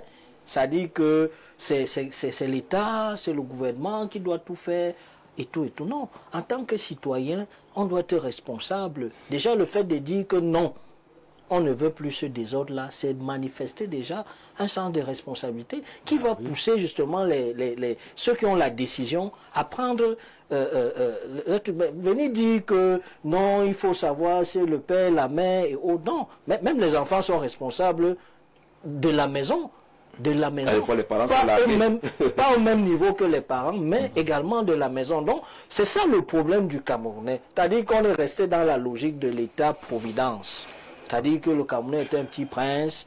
Là, vous voyez, les gens jettent même les ordures. Excusez-moi de prendre cet exemple pour étayer ce que je dis un peu partout, parce que c'est les autres qui doivent faire ça. C'est-à-dire, ce qu'il doit faire, il ne fait pas. Mais il attend que les autres doivent faire. Nous disons que cette affaire-là, nous en avons marre parce que ça crée des inimitiés et ça nous met tous en danger. Ça nous met tous en danger parce qu'il y a les églisiens à gauche, les hiboux à droite ou dans un sens. Vous qui passez au milieu là, on peut vous lancer un caillou, ça vous prend parce que les gens sont en train de... C'est bien, reprenez votre temps de parole. Oui, mais ce que je vais dire, bon, il dit ce qu'il dit, je suis d'accord pour l'essentiel, mais ce que j'ai voulu exprimer, c'est que il y a, lorsqu'on est dans une société organisée, c'est ça le sens de la civilisation. Le sens de la civilisation, c'est de pouvoir... La citoyenneté participative. Laissez, je termine. Le sens de la civilisation, c'est de pouvoir organiser les sociétés, pour que tout le monde soit responsable de tout. Mais en même temps, on permet aux gens d'exprimer. Et c'est pour ça que je dis, vous n'allez pas réprimer les gens qui expriment quelque chose, une vision qu'ils ont du football, sans laisser les responsables finir. Il faut qu'on laisse les personnes... On n'a pas dit qu'ils ne doivent pas exprimer ce qui est le sens du football. Le danger qu'il a évoqué, c'est l'affaire de Hibou et Iglesia, qui atteint quand même des proportions. Ça n'a plus rien à voir avec, on est d'accord avec un choix tactique ou autre chose. Vous êtes dans le sport, le football. On dit que le football et le sport, c'est l'affaire des fans. C'est les fans. Mais vous savez qu'ils sont régulés. Oui. Bon, les hooligans sont régulés, les ultras sont régulés. Ils existent toujours. Mais ils sont régulés. C'est pas parce qu'ils existent qu'ils ne sont pas régulés. C'est des extrêmes. Mais ce sont des extrêmes. Ce que vous avez dit, ça existe partout. Vous avez cité vous-même les hooligans et tout. C'est l'affaire des fans. Et ce qui se passe, c'est que on donne la matière à ces fans de s'exprimer sans les éléments objectifs. On doit être fan des Lions, non? Est-ce qu'on est fan des individus? Que les gens soient fans du Cameroun. Qu'on soit fan du Cameroun. C'est ce qu'on a toujours cherché. Comment arriver à ce que les gens soient fans du Cameroun? Du Cameroun, oui. Mais le problème qui se pose... Comme c'était le cas par le passé. Non, mais tout le monde s'est tout exprimé sur le football. Tout le monde, on dit souvent ici qu'il y a souvent 30 millions de coachs. Chacun donne son avis, ce sont les fans. On est d'accord là-dessus. Alors, ce que je dis, on doit responsabiliser des personnes. C'est ça, comme ça, c'est ainsi une société organisée. On peut décider qu'à un moment donné, on donne ceci. Que l'État décide même de récupérer, il dit que bon, nous, on se charge maintenant de football. Et qu'ils vont au bout de leur logique. Qu'ils aillent au bout de leur logique. Que s'ils ne peuvent pas le prendre, qu'ils donnent à la FECAFOOT. Alors tout est dans la cacophonie actuelle. Je suis d'accord avec vous. Oui, parce de cacophonie qui nourrit ce qu'on voit aujourd'hui. Vous voyez le coach. On lui dit que voilà, vous êtes le coach, il s'attaque au président de la FECAFOOT et en même temps, il se plaint à juste titre qu'il n'a pas son assistance. En général, un manager, c'est son équipe. Il choisit son équipe. On lui donne une équipe, peut-être il a exprimé d'une certaine manière dans les faux. Et ce ne sont pas les fans, ce n'est pas les fans qui passent, c'est lui dans les médias qui gère dans la verdict populaire, le président de la FECAFOOT et Tungu Pile qui est quand même un champion, qui nous a gagné quand même plein de titres en étant coach. Vous voyez ça, et puis vous allez accuser les fans. Je vous dis, c'est pour ça que pour cesser ces cafouilles, donner les responsabilités aux personnes qui aillent au bout de leur logique. Il y a des mandats. Quand on donne un mandat, c'est inscrit dans le temps, c'est aussi inscrit dans l'espace. On vous donne ce mandat. S'il n'est pas respecté, on tire les conclusions et on passe à autre chose. Il n'est pas aussi que quelqu'un a un mandat et lors de son mandat, on permet aux autres d'intervenir dans son mandat. Et ça crée la cacophonie. Mais parce qu'on a ouvert les portes, il faut que la fédération amène à ce qu'on relise cette affaire de convention ou qu'on l'annule totalement. Parce que tant qu'elle existe, ça va être un problème. Et là, il faut qu'on oriente les débats là où ça tient. Avec c'est un débat objectif. Si on dit que ce qui se passe là aujourd'hui, le patriarche a parlé des instructions qui ont été données, qui n'ont pas été encadrées. C'est pas la limite des instructions. Qui n'ont pas été encadrées. Oui. On peut parler de la convention également, qui laisse entrevoir tout ce qui arrive aujourd'hui, qui doit être attaqué comme document à problème. Et là, la fédération retrouve son autonomie, mais pas son indépendance. Il y a des tests sont faits pour ne pas être figés. Oui. On peut les adapter au fur et à mesure. On a vu que le modèle qui est là ne marche pas. Oui. Ça marchait hier, ça ne marche pas aujourd'hui. Oui. Rien ne nous dit que la convention, c'est comme un test sacré qu'on ne peut pas toucher. Il faut qu'on le revoie et on repasse à autre chose. D'accord, très rapidement. Oui, en fait, moi, je ne suis pas d'accord avec le président qui parlait d'une conséquence. Parce que pour moi, Ebo et Égligence, c'est une conséquence d'un désordre. Parce que pour régler le problème aujourd'hui, pour cette cacophonie qui est dans le domaine du football, il faudrait qu'on revoie les attributions de tous les acteurs du football camerounais. C'est ça qui est la cause du désordre que nous voyons actuellement là. Il faut que la FECAFOOT agisse dans le strict respect de ses attributions. Et le ministère des Sports intervienne dans le strict respect de ses attributions. Tant que ce problème n'a pas été réglé, nous aurons toujours deux camps.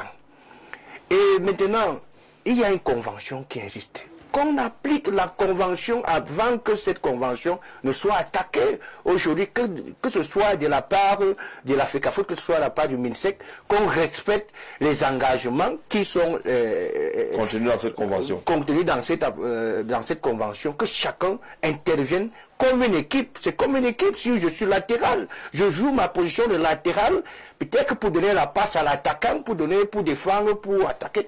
Mais comme on est en équipe aujourd'hui, mais pour aller en équipe, il faudrait une certaine discipline dans les attributions qui sont données ça et là. Et pour cela, moi je pense qu'aujourd'hui, il suffit, bien qu'il y ait une certaine sanction. Et la sanction ne peut que venir du chef aujourd'hui. Parce que vous avez vu, il y a eu une petite accalmie parce que le chef à un moment était touché. Et ils ont dit, bon, nous sommes tous du même camp à Sion, nous, du moment où le chef a des soucis. Et puis, à un moment, il y a eu cette petite accalmie. Et on a revu le désordre est revenu aujourd'hui. Ce n'est pas un problème de Samuel Eto'o, ce n'est pas un problème du ministre Mouarekombi, mais c'est un problème du respect des lois que nous sommes établis aujourd'hui. C'est ça que nous devons voir. Si nous voulons régler le problème, que la loi soit strictement respectée. Si la loi dit que la FECAFOOT doit intervenir dans la logistique, par exemple, je parle du point logistique, que la FECAFOOT se limite à la logistique aujourd'hui là. Puisqu'il y a ce cafouillage, il y a donc les fléaux qui arrivent comme l'entraîneur aujourd'hui, qui est devenu un véritable problème parce que le discours n'est pas fédérateur. Il n'est pas arrivé au niveau où vous ne pouvez pas accuser des collaborateurs de moins compétents. Aujourd'hui, c'est pas normal dans le domaine sportif aujourd'hui. Là, tu vas dans le cadre de ce que vous avez appelé les conséquences. Voilà pour dire qu'aujourd'hui, nous voulons plus le strict respect de la loi.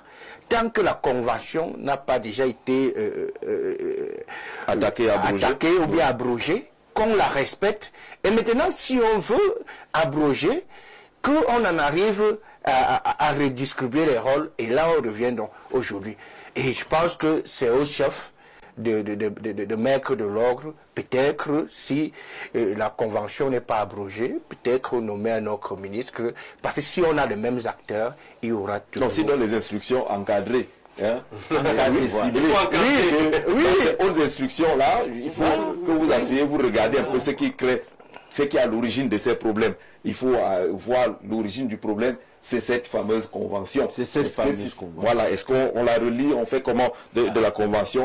Et les gens sagement en équipe s'asseyent pour penser l'intérêt Cameroun. Bonsoir Jean-Jacques Zé. Moi j'ai un problème avec tes invités. La politique partout. Ces jeunes qui grandissent tous dans le mensonge politique. Ici, le problème des Lions, c'est la paresse des joueurs. Pas les encadreurs ni l'administration. Nos joueurs sont trop faibles. Oui, qui est franc. C'est le même joueur que toi tu as applaudissé hier. Là, maintenant là, ils sont faibles comment? Alors qu'on les voit tous les week-ends être performants dans leur club. Soyons un peu honnêtes. Dites au ministre de laisser la fédération faire son travail. C'est de ça qu'il s'agit. La base est un document ou la mauvaise interprétation parfois de certains textes entre tutelle et hiérarchie et consorts. Il faut que les uns et les autres s'asseyent là-dessus et que chacun fasse exactement son travail. Et parfois, contre mauvaise fortune, bon cœur, lorsqu'on pense au Cameroun, les incidents peuvent arriver.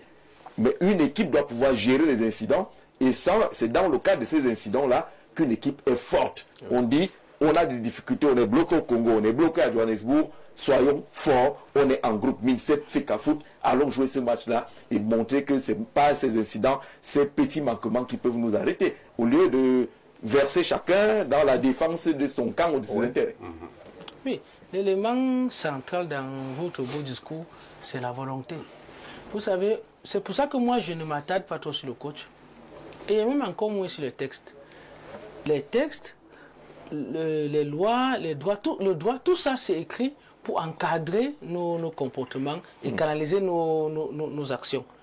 Mais en réalité, pour que ça fonctionne bien, il faut de la volonté. Qu'est-ce que chacun veut? Parce que les textes sont discutables. Aucun texte n'est à la perfection indiscutable. Tous les textes sont discutables. Et les textes dans eux-mêmes, on retrouve souvent des contre-pieds dans les mêmes textes, dans les mêmes lois. Les juges savent très bien manipuler ça. La convention, on peut la réécrire 1000 fois, l'annuler, mais il y aura toujours un texte qui vient contredire un autre. Et tout ça, on trouve encore mieux la volonté. Qu'est-ce que chacun veut? Est-ce que Samuel Eto'o veut sortir de là comme celui qui a bravé les institutions? Est-ce que le ministre veut sortir de là comme celui qui a réussi à mater Eto'o? Voilà ce dont on parle. Ne tournons pas. J'ai malheureusement l'impression que dans un camp comme dans l'autre, ils veulent qu'à la fin, il y ait un vainqueur. Oui. Ils veulent qu'à la fin, il y ait un vainqueur. Faut que le président de la fédération retrouve en lui l'esprit sportif, l'esprit de fair play qu'on a vu en lui dans les stades. Celui qui savait braver les difficultés, celui qui savait garder en lui le sens de la victoire commune. Celui qui savait donner la passe même quand il veut marquer, même quand il est en position de marquer. Celui qui savait aller barrer même quand il n'est pas défenseur. Parce qu'on ne va pas dire le 9 allait, si le 9 a empêché qu'on marque, ce n'était pas son rôle, mais il le faisait. Ça, c'est ce que vous demandez à Et je demande aussi au ministre. Voilà. Vous avez bien compris que moi, je suis dans une logique de penser que c'est un problème de deux personnes, de deux groupes. Maintenant, je demande au ministre de se souvenir qu'il a un cahier de charges qui n'est pas peut-être écrit, ou alors que je ne maîtrise pas, mais je sais quand même que dans ce cahier de charges, l'intérêt reste la République. Il n'y aurait aucune honte à dire de façon sincère, même si on ne nous annonce pas, je ne demande pas qu'il fasse un selfie, parce que c'est plus facile. Mais je demande qu'on commence à voir de moins en moins des correspondances tendancieuses, des sorties bizarres, et qu'on commence à constater des dysfonctionnements qui laissent entrevoir qu'il y a mésentente. Il est, malheureusement, chez nous, vous savez, malheureusement c'est comme ça, je n'ai rien contre le ministre, mais généralement quand il y a un conflit chez nous, entre l'aîné et le cadet, ou alors le fils, on a tendance à blâmer l'aîné en disant, bon, tu es censé mieux comprendre que cet enfant, que la paix est meilleure. Oui, l'aîné est celui qui comprend mieux la paix que le cadet.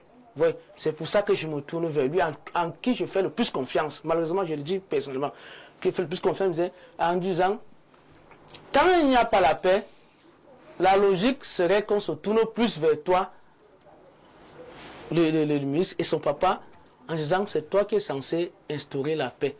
Même si l'enfant est têtu, on le sait. Mais, excusez-nous, ce sera toujours vers toi qu'on va l'afficher. On ne leur demande pas de faire les bisous du matin au soir. On ne leur demande même pas de s'embrasser. Le plus important de collaborer, c'est tout ça. Collaborer pour l'honneur du Cameroun. Pour le bien du Cameroun, il est temps qu'on arrive à cette collaboration-là. Personne n'aura 20 sur 20 dans cette affaire. Chacun donnera 5, l'autre donnera 5. On trouvera la bonne moyenne qui fera fonctionner le Cameroun et fera rien. Le Cameroun ne sort pas là. Oui, et qu'il ne perde pas de vue et peut-être c'est ce qu'on va se dire tout à l'heure pour le second thème, qu'ils sont au service du Cameroun, ils sont au service de la satisfaction de l'intérêt général. Ils ne doivent pas perdre de vue cela. Ils ne sont pas... C'est-à-dire que c'est le président Paul Biya, même que nous avons élu, il est à notre service, c'est-à-dire au service du peuple, qui a délégué à ces gens-là une portion de sa responsabilité et qui ne perdent pas de vue qu'ils sont au service de ce peuple-là. Et que lorsqu'ils agissent, qu'ils se souviennent aussi que demain, ils ne seront plus là. Qu'est-ce qu'on va retenir, comme Descartes disait tout à l'heure, là, qu'est-ce qu'on va retenir de leur passage là? C'est-à-dire que c'est une période bizarre. Ça fait 3 ans, ça dure. Et l'opinion publique, peut-être les gens se disent que l'opinion publique n'existe pas, elle existe. Il y a une opinion publique qui les observe et les juge. Au moment venu, certains vont aller dans la poubelle de l'histoire. Il faudrait donc que les gens aient dans cet esprit républicain et davantage l'esprit d'homme d'État. Parce qu'un homme d'État ne s'attarde pas sur les situations conjoncturelles. Il structure sa perspective pour que demain il entre dans l'histoire et qu'on parle de lui dans le sens positif là. Merci. Alors, on a beaucoup de messages. Hein. Jolie Minko de Sangbélima, on a reçu tous vos messages. On ne les lira pas tout cela maintenant. Mais merci pour toutes ces différentes contributions qui vont dans le sens de ce que nous souhaitons, en tout cas sur ce plateau, qu'on ne s'arrête pas à dire tel a tort, tel a raison, mais qu'on trouve un moyen de faire gagner et faire triompher notre pays, le Cameroun, qui depuis un certain temps vit également un phénomène bizarre, pour utiliser l'expression de quelqu'un ici, où au sein de l'administration publique, on semble ne plus respecter la réserve. Les documents, parfois flanqués du sceau de confidentialité, se retrouvent dehors. Tout est dehors, comme on le dit au quartier, sans réserve. Il n'y a plus de secret. Qu'est-ce qui se passe? Pourquoi est-ce qu'on arrive? Comment est-ce qu'on fait pour arriver à ce niveau de non-respect du fonctionnement de l'administration? Je veux parler aux retraités. Justement, Jacques, c'est une situation franchement qui n'honore pas le Cameroun une fois de plus.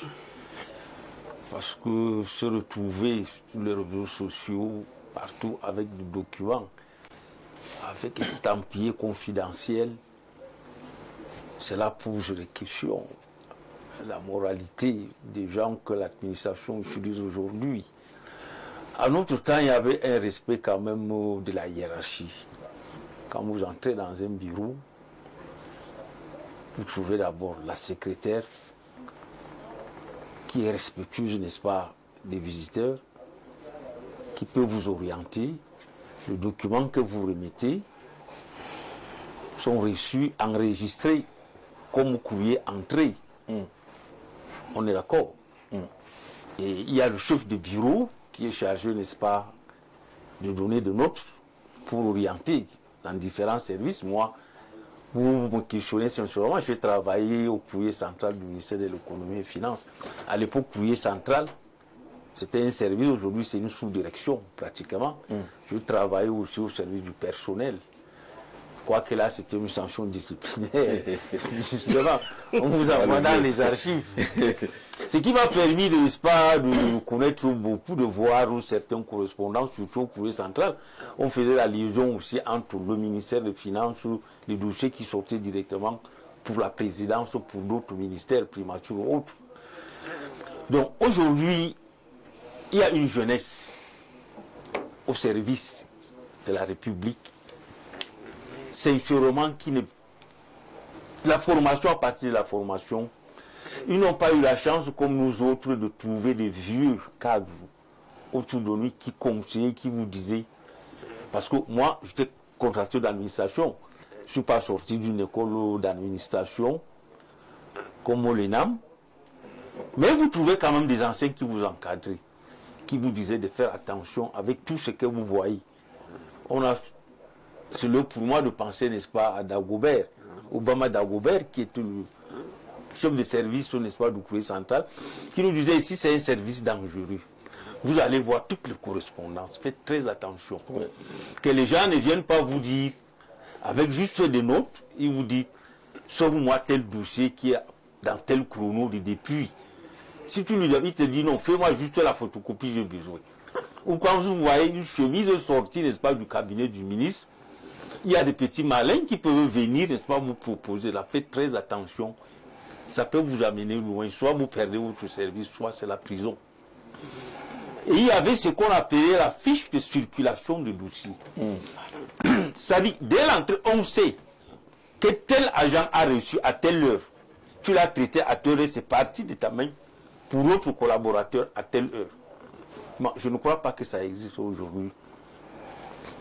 D'où aujourd'hui, vous avez, je parlais d'une jeunesse qui sont là, c'est vraiment pour le besoin juste pécuniaire, de l'argent.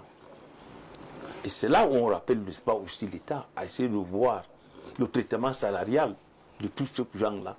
Parce que la précarité peut pousser les gens à poser souvent certains actes. Et de deux, la scène politique aujourd'hui au Cameroun a fait des Camerounais aujourd'hui, tels que l'autre, n'est-ce pas, on disait, des camps où chacun cherche à faire mal à l'autre. Oui. D'où on cherche le moindre erreur, c'est-à-dire quelqu'un photocopie. Et avec cet outil aussi que nous avons en main aujourd'hui qui facilite tout. Tu n'as pas besoin de courir aller chercher une photocopieuse. Il suffit que tu le positionnes. Parfois, c'est parti. Voilà. Toi, un responsable, un jeune qu'on a recruté dans un service, que tu sais que tu dois faire carrière.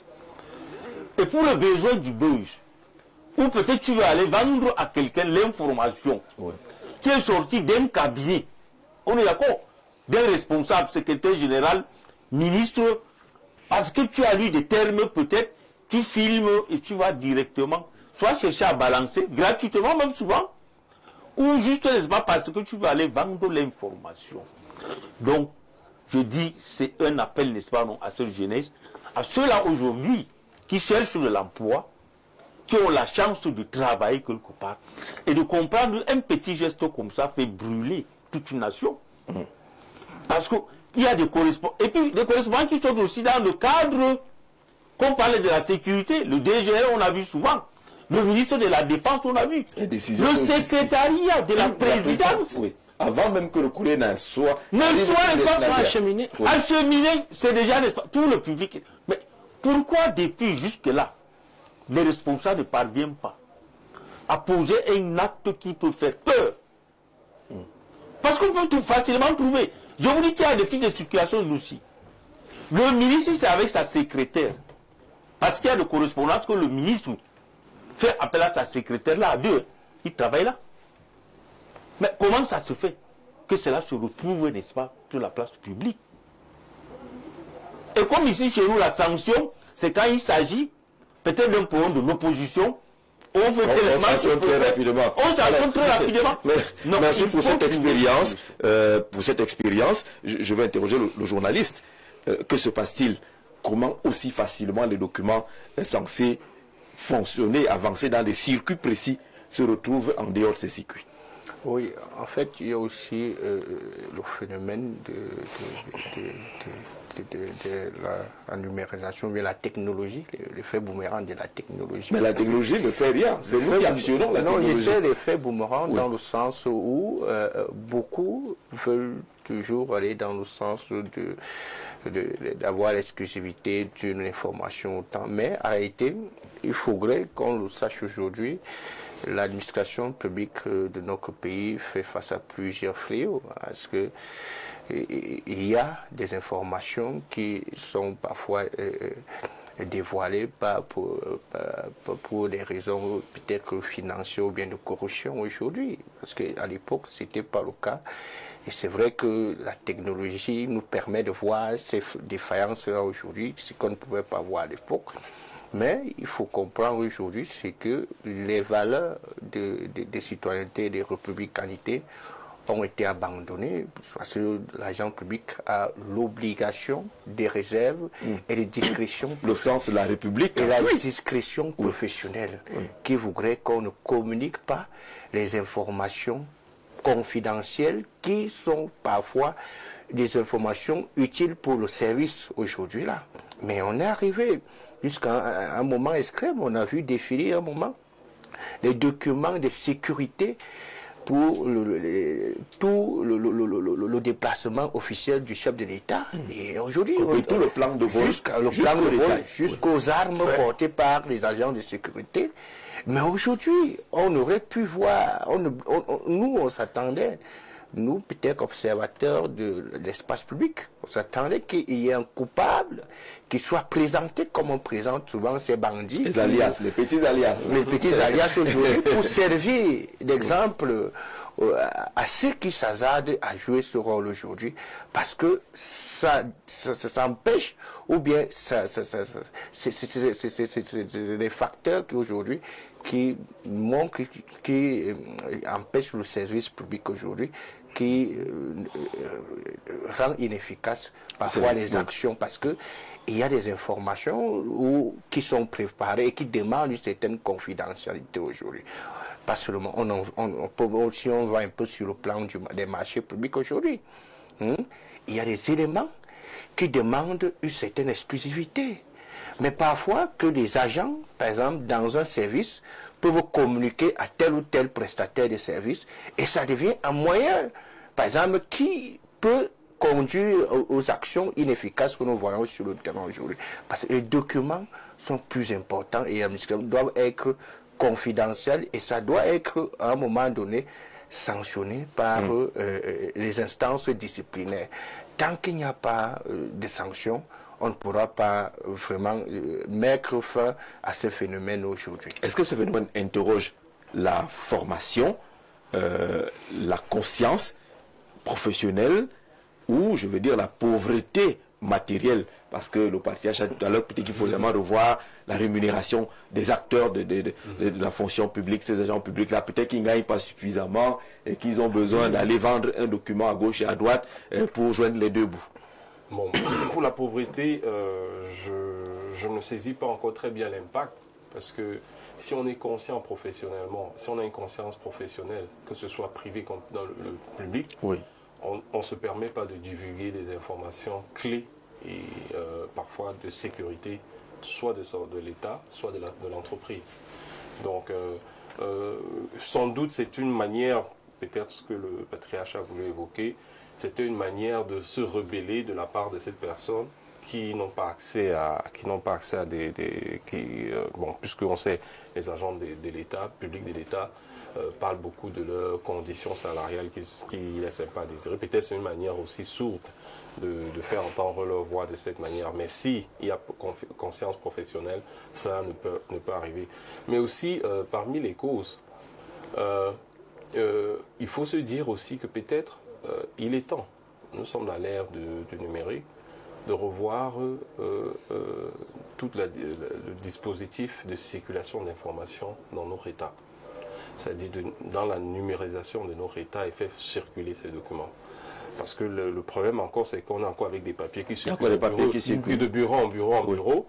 Et il est souvent difficile d'identifier dans la chaîne où a circulé ces parapheurs qui auraient pu faire fuiter.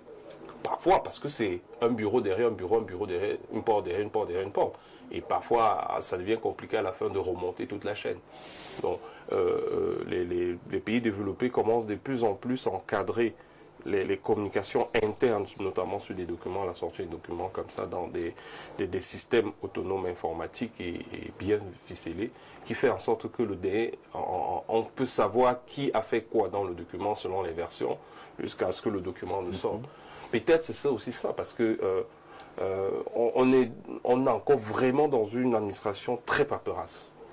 Et oui, il y a beaucoup de papiers, et vous voyez tout le travail, ce que fait... Et parfois, c'est même pas seulement notre problème à nous, même les pays développés. On voit Musk avec son département en efficiency, le Dutch, il dit il veut combattre ces lourdeurs bureaucratiques et notamment la circulation d'informations. Il s'attaque même sur les logiciels qui ont été installés dans cette administration. Parce qu'effectivement, il faut mettre des systèmes qui permettent aux gens d'intervenir. Parce que dans le privé déjà, notamment les grosses multinationales, elles ont à régler cette question en mettant des systèmes de gestion de l'information qui est très fermé et qui fait en sorte que lorsque l'information sort, on sait d'où c'est sorti et c'est contrôlé. Et c'est contrôlé.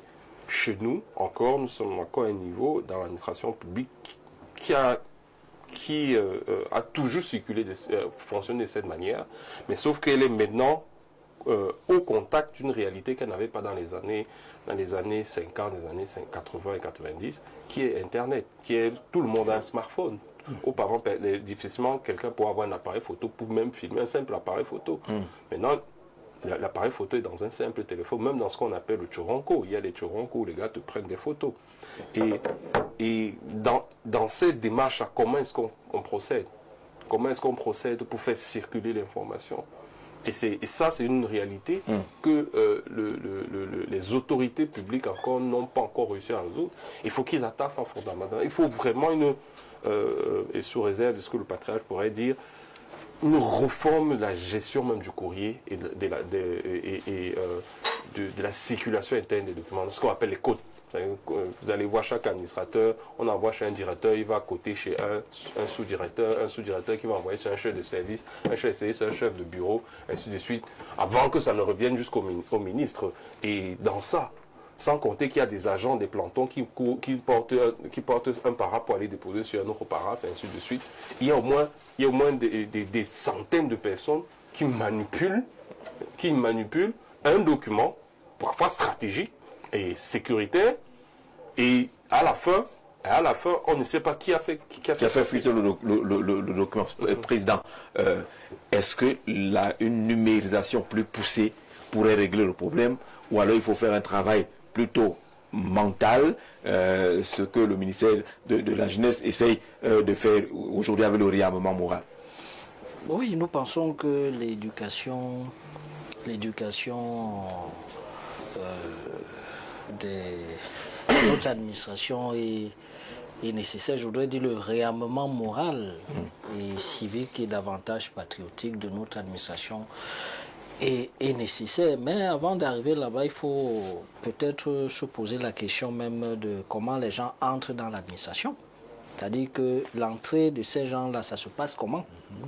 Parce que quand quelqu'un arrive de manière spontanée, sans beaucoup d'efforts, il peut donc se permettre de faire certaines choses avec légèreté, comme mettre en circulation des documents confidentiels, des textes réglementaires et autres, comme nous voyons en ce moment. Donc il faut interroger cela et vraiment filtrer l'entrée, c'est-à-dire qu'à partir même de l'entrée, que les uns les autres aient ces principes de l'administration, notamment le droit de réserve de discrétion et davantage de responsabilité, et que les gens comprennent et qu'on commence à appréhender l'administration dans notre pays, pas comme étant un gâteau, c'est-à-dire où les gens vont manger, s'empiffrer, mais comme étant un sacerdoce pour développer notre pays, pour travailler à la satisfaction de l'intérêt général. C'est ça le but de l'administration, le travail à la satisfaction de l'intérêt général, parce que l'administration est ce bras séculier du politique pour implémenter les politiques publiques. Et les politiques publiques sont là justement pour résoudre les problèmes de l'intérêt général. Et lorsqu'on décide volontairement d'aller travailler dans l'administration, on ne doit pas perdre de vue que nous sommes des serviteurs de l'intérêt général. Et si nous travaillons tous pour l'intérêt général, assurément, notre intérêt également sera là. Donc, des justificatifs comme ceux que j'entends ici, que peut-être c'est la situation précaire et autres. Mais si vous voulez avoir beaucoup d'argent, allez dans le privé. Allez faire les affaires. Allez faire les affaires. Mais quand vous venez dans l'administration, parce que c'est cette mentalité que vous voyez entrer dans les bureaux, les gens vous parlent comme s'ils étaient des princes. Pourtant, ils oublient qu'ils sont là pour servir les usagers. Et c'est parce qu'il y a les usagers qui sont là. Et ce sont les impôts de ces usagers-là qui sont donc payés. Il faut que cette mentalité de service et de sacerdoce-là soit dans la tête de notre administration et de ceux qui animent cela au quotidien, que les gens ne pensent pas que, vous voyez, quelqu'un a eu un petit concours de la police, on célèbre ça, comme ça, la douane, on célèbre parce que les gens... Parce qu'ils ont investi. Parce que les gens ont sérieusement investi. Parce que les gens voient dans l'administration comme le gâteau, c'est pas le gâteau, c'est le sacerdoce. Pour l'intérêt général. Et que les gens aient l'esprit du patriotisme. Parce que si on a une administration qui n'est pas patriote, vous voyez comment presque rien ne va. C'est-à-dire que le politique se bat à mettre sur pied des politiques publiques. Les gens sont là, les gens vont Les gens viennent au travail, on dit on doit être émergent en 2035. Ça, c'est la définition politique. Maintenant, l'administration doit implémenter cela. Les gens viennent au travail à quelle heure au Cameroun? Les gens partent du travail à quelle heure? Quand ils sont même là-bas, qu'est-ce qu'ils font? Les gens jouent au Zuma. Les gens jouent au Zuma, les gens font le Congossa, dans les bureaux, se baladent là, les gens sont oisifs. Et les gens se plaignent que non, le pays n'avance pas. Mais qui va faire avancer le pays si vous-même, vous ne participez pas à faire avancer ce pays-là? Quand vous prenez les documents confidentiels et stratégiques, vous mettez facilement comme ça. C'est-à-dire que même l'utilisation des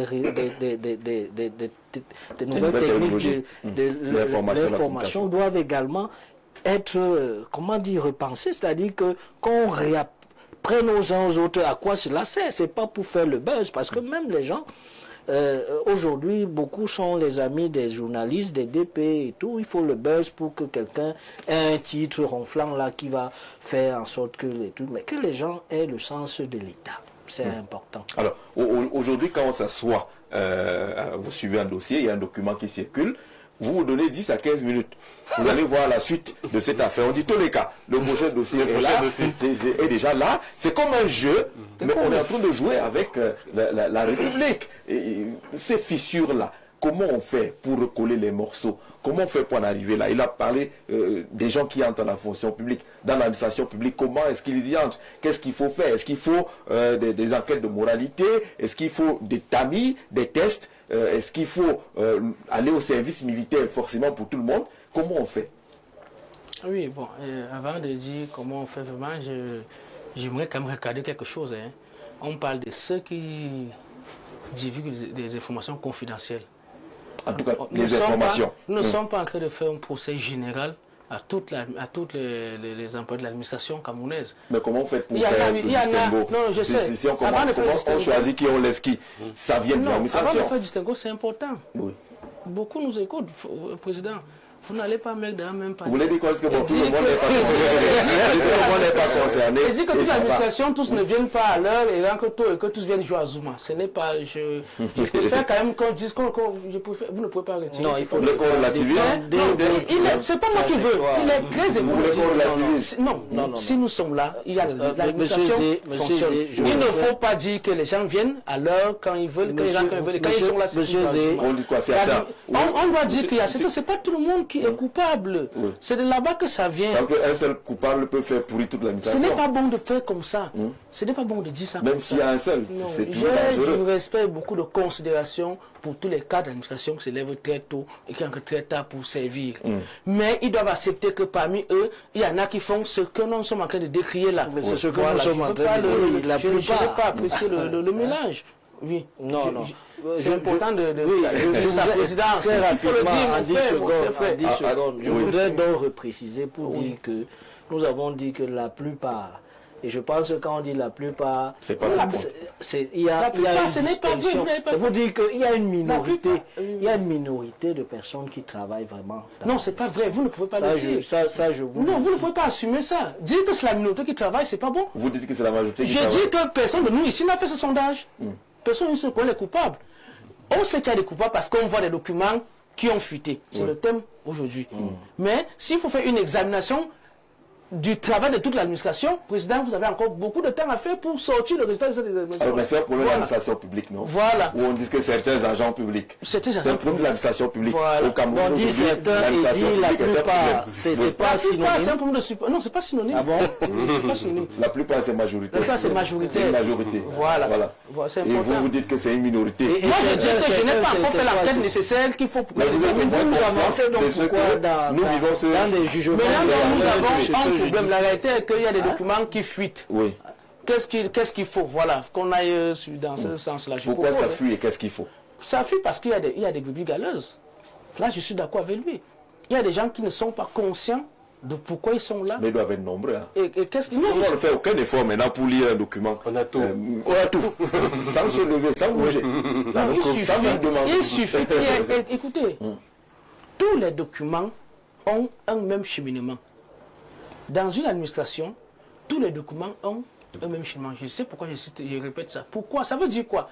Il suffit que sur 6 sur 100 personnes Je prends l'exemple d'un chiffron comme ça.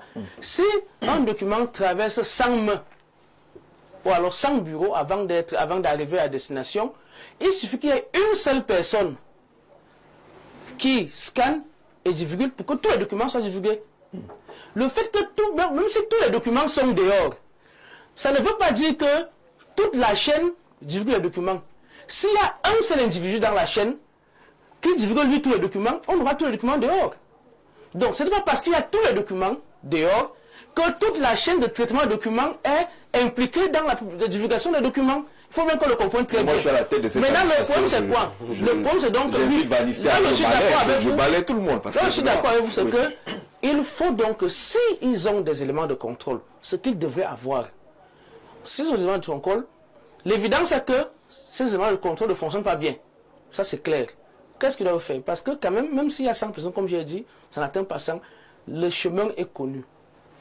Il faut trouver des formules qu'à chaque fois qu'un document circule et qu'il se trouve dehors, si on ne peut pas... Mais pourquoi on s'entête à garder le même schéma alors qu'on se rend bien compte que ce chemin-là a des fissures quelque part? Vous savez, ils ont déjà amélioré le schéma. Je l'ai dit ici, je l'ai bien dit ici, hein. On a numérisé beaucoup de choses. On a facilité ce que vous ne savez pas, pas que vous ne savez pas. Ce qu'il faut dire aux téléspectateurs et qui est vrai, c'est que plus le système est numérisé, plus il est facile à ce qu'il y ait des fuites, hein, et qu'ils soient manipulés, je vous assure. On le sécurise par votre système numérisé. Avis technique. Non, c'est un ingénieur informatique que vous parlez. Moi, je le suis ici. Voilà, on va s'entendre. Avec le cloud, avec l'arrivée du cloud, il y a des noms de cloud privé qu'on fait pour les entreprises. Il y a la possibilité de sécuriser les documents. Dans la gestion électronique des documents, il y a la possibilité de sécuriser les documents. Et ce qui fait en sorte que même l'accès aux documents est contrôlé. Ouais. L'accès, c'est-à-dire qu'on peut vous prendre un document, on peut vous dire combien de personnes ont touché à ce document, combien on fait des corrections, combien ainsi de suite. Le tout, c'est de sécuriser. Donc, il faut un système autonome de sécurisation. Toutes les administrations dans les pays développés fonctionnent déjà ainsi. Ils contrôlent l'accès. Ils contrôlent l'accès aux documents. C'est-à-dire, il y a tout un journal. Même si le risque zéro n'existe pas. Oui, même si le risque zéro n'existe pas. Oui. Mais tout est fait actuellement à travers tous les mécanismes de sécurité qui font en sorte qu'on nous contrôle cet accès. Les gros multinationales, quand vous prenez les Microsoft et Google et consorts, l'essentiel de leur communication interne, c'est à travers ces plateformes. C'est tellement sécurisé, même que plus que pour les États, plus que les États, on ne peut avoir. Merci, c'était une parenthèse. Oui, c'est une bonne parenthèse, mais je suis désolé, chers collègues. Si vous n'êtes pas d'accord? Oui, vous savez, aucun système informatisé ne repose sur la confiance humaine. Je vais vous dire pourquoi. Vous avez cité Microsoft. Toutes les entreprises que vous allez citer de numérisation là sont les mêmes qui fabriquent les imprimantes, n'est-ce pas? Ça veut dire qu'il y aura toujours des documents physiques imprimés qui sont manipulés par des humains, même les numériques. Un système aussi informatisé qu'il soit tient sur l'humain. Il y a une manipulation humaine. Il y a une manipulation humaine. Et maintenant, l'administration fonctionne comment? Le document vient, il a été sécurisé. La sécurité dont il parle, c'est dans le piratage. C'est deux choses. Hein. On sécurise le système, ça veut dire quoi? On ne peut pas l'attaquer de façon informatique. On peut avoir des hackers qui entrent pour modifier le document. C'est-à-dire le système est sécurisé pour qu'il soit réservé seulement aux employés de la chaîne. Mais nous n'y sommes pas. Nous sommes sur la confiance des personnes des employés de la chaîne. Parce que la secrétaire... Ça a été sécurisé très bien. C'est sorti dans le meilleur système de Microsoft. Mais la secrétaire doit sortir avec sa main de son bureau avant de remettre. Petite parenthèse. Ce que je dis, c'est ceci. On va finir l'échange. Vous avez mis la bouche. Oui. Moi, je vais finir avant de remettre la parole. Vous laissez garder la parole. Oui, juste pour vous dire, ce que vous dites, vous avez raison. Parce qu'il y aura toujours des manipulations. Donc, le problème actuel, c'est que beaucoup de gens manipulent le document. On ne sait pas qui l'a fait. Mais avec ce système, on sait l'output. Donc, d'où ça sort et chez qui c'est sorti. Qui a eu accès. Et là, on règle le problème.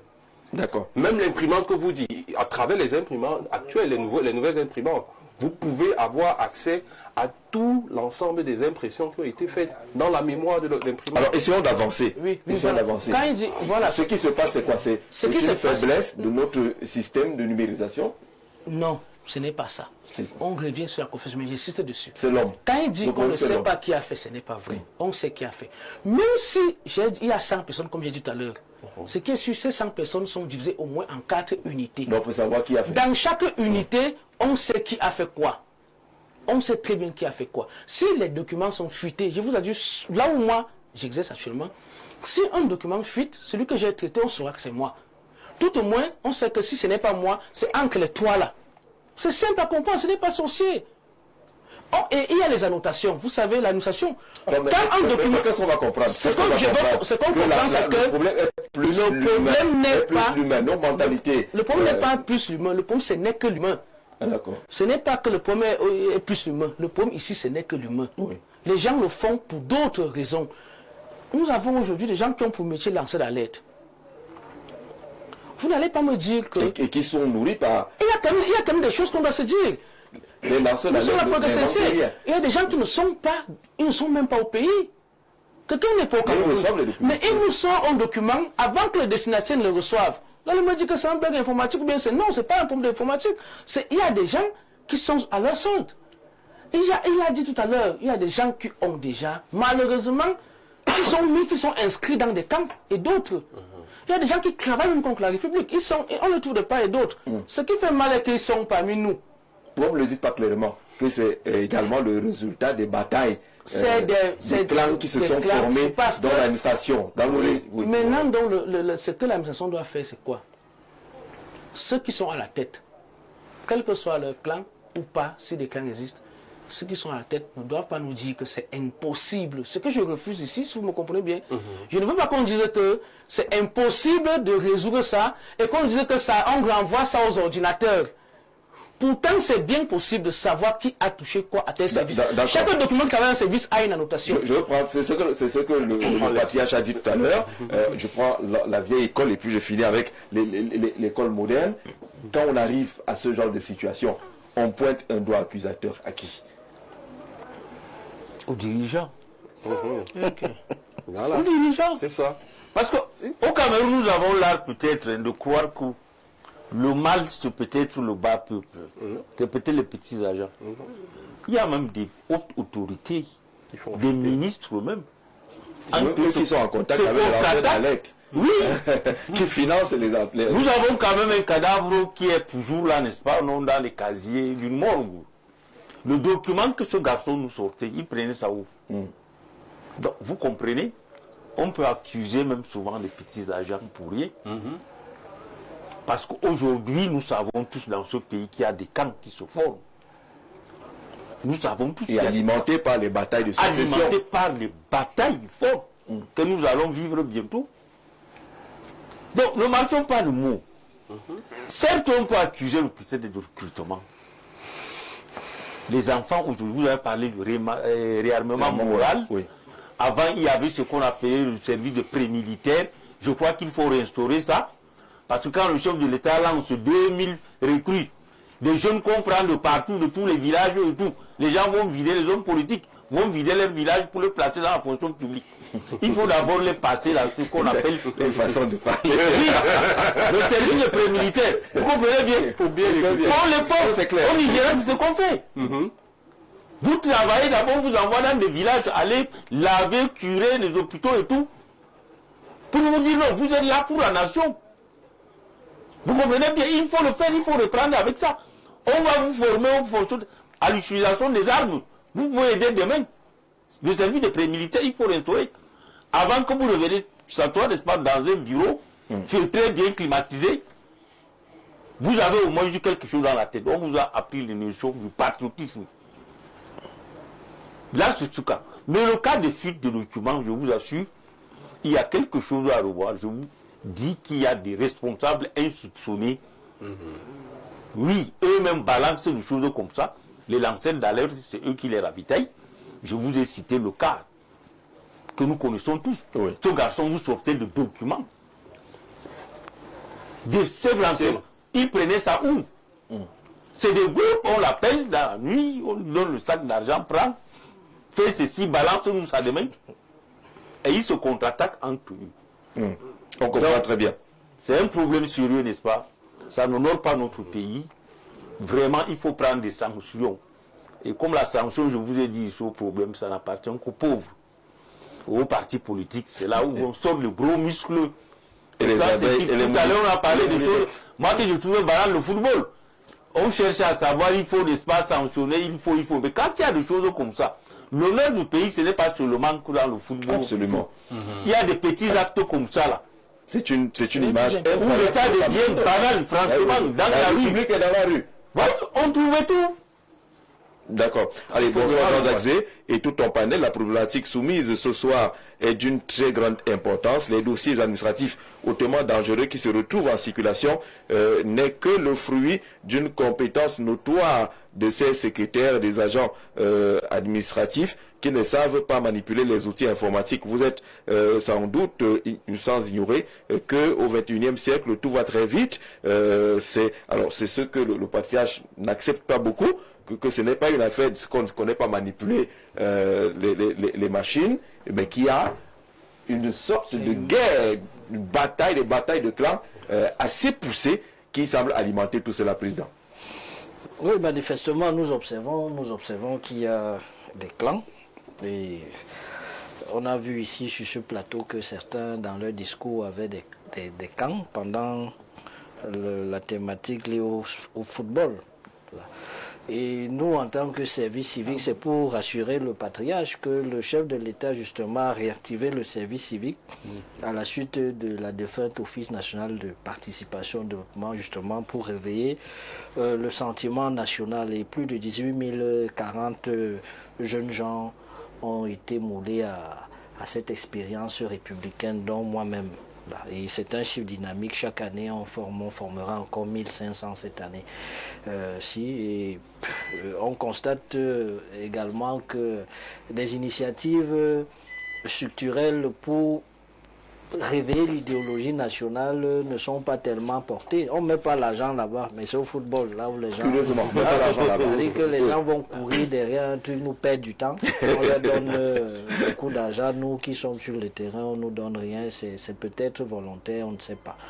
Maintenant, pour ce qui est des camps, nous pensons que les Camerounais, chaque Camerounais doit avoir un seul camp. S'il faut faire partie d'un camp, ça doit être le camp du Cameroun. Vraiment, si les gens sont dans des camps qui sortent de ces petits camps, qu'ils entrent dans le grand camp du Cameroun. Comment ils vont faire? C'est des batailles de haut niveau, c'est des gros intérêts. Des gros intérêts. Le patriarche l'a dit tout à l'heure. C'est-à-dire qu'on ne s'amuse pas, peut-être c'est les camps qui sont...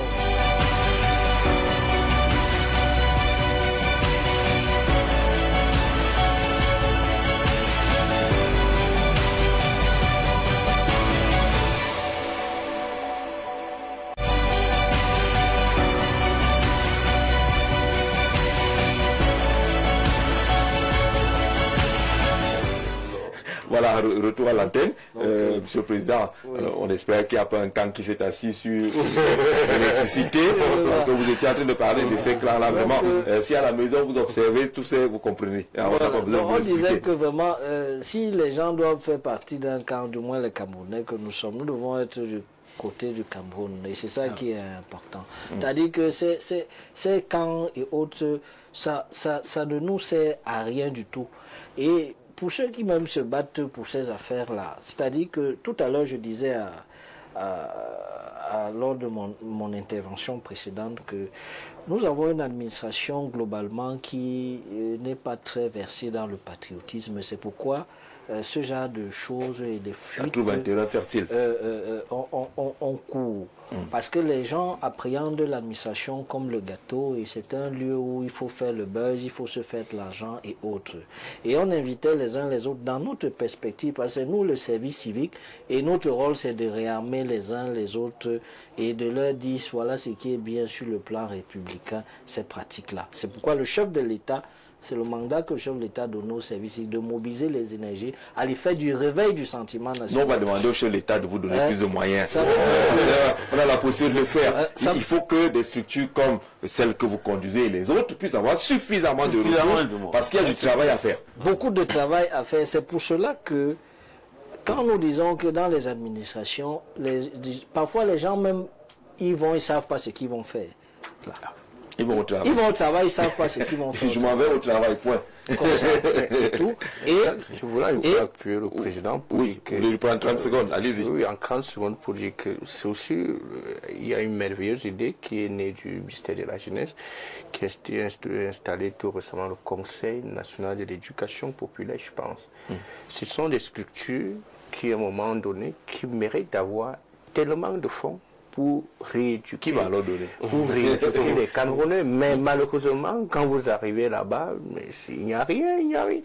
Il n'y a rien. Tout ce bureau exécutif, tous ceux qui sont en charge d'implémenter la politique de ce côté, ils n'ont rien. Moi, je vois souvent le président se battre lorsqu'il faut distribuer ne serait-ce que les drapeaux. Oui, il faut trouver les drapeaux, le premier symbole. C'est bien compliqué. Le DP parle du conseil du CONEP qui a à peine un an. Moi, je suis là depuis 9 ans. J'ai pas de budget. J'ai dit dans la suite. C'est-à-dire qu'on doit nous connaître. Non, je n'ai même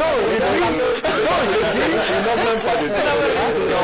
Mais nous avons été reçus dans les administrations. Nous avons pour organiser une opération, président. Là, je parle en tant que journaliste, reporter. Je vous vois souvent souffrir pour organiser une opération. Vous avez déjà distribué les drapeaux. Vous avez instauré ce qu'on fait aujourd'hui et qui semble être récupéré par les plus forts. L'exécution, la levée de couleurs devant les administrations, l'exécution. Ce sont vos idées, mais sans moyens, président. Ce sont nos actions. Les idées sont là, ce sont nos actions matérialisées, nos idées matérialisées en action. Donc c'est pour avancer, c'est que nous pensons que les uns les autres, il y en a qui vont même là-bas, ils ne savent pas pourquoi ils vont travailler. Ça, les gens vont là. Et le 25, les gens, vous voyez les embouteillages, les gens vont chercher de l'argent. Comme s'ils ont fait quelque chose là. C'est là où il y a la plus grande communication. Voilà. C'est sorti. Oui, c'est là.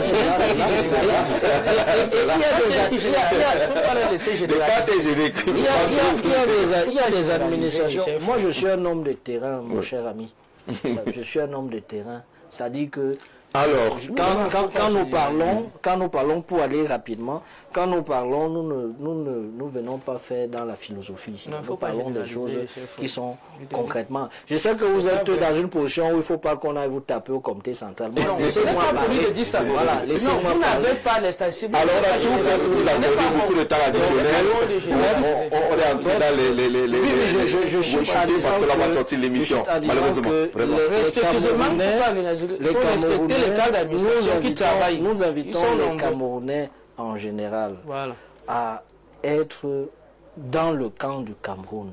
Ce camp qui veut que le Cameroun soit développé, ce camp qui veut que le Cameroun chuté parce que Néo nous fait le clin d'œil. Ce camp qui veut qu'on ne coupe pas l'électricité n'importe comment et que notre pays soit cette félicité-là que chacun de nous recherche et que les uns les autres... Merci président. Permettez que je puisse conclure l'émission. On se reverra très bientôt. Merci beaucoup pour votre contribution en participation à ce programme. Nachigal nous a dit que c'est bon, non? Qu'il se passe quoi? Il faut que l'électricité... Les amis des décades là. Qu'on puisse avoir de l'électricité suffisamment dans notre pays. Merci monsieur. Merci à vous qui avez regardé à la maison. Très bonne soirée sur Info TV.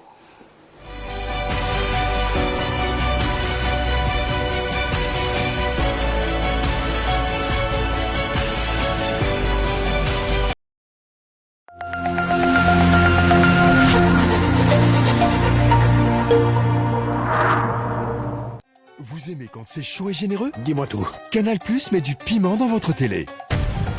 En ce moment, profitez d'une offre brûlante avec votre décodeur HD à 5000 francs.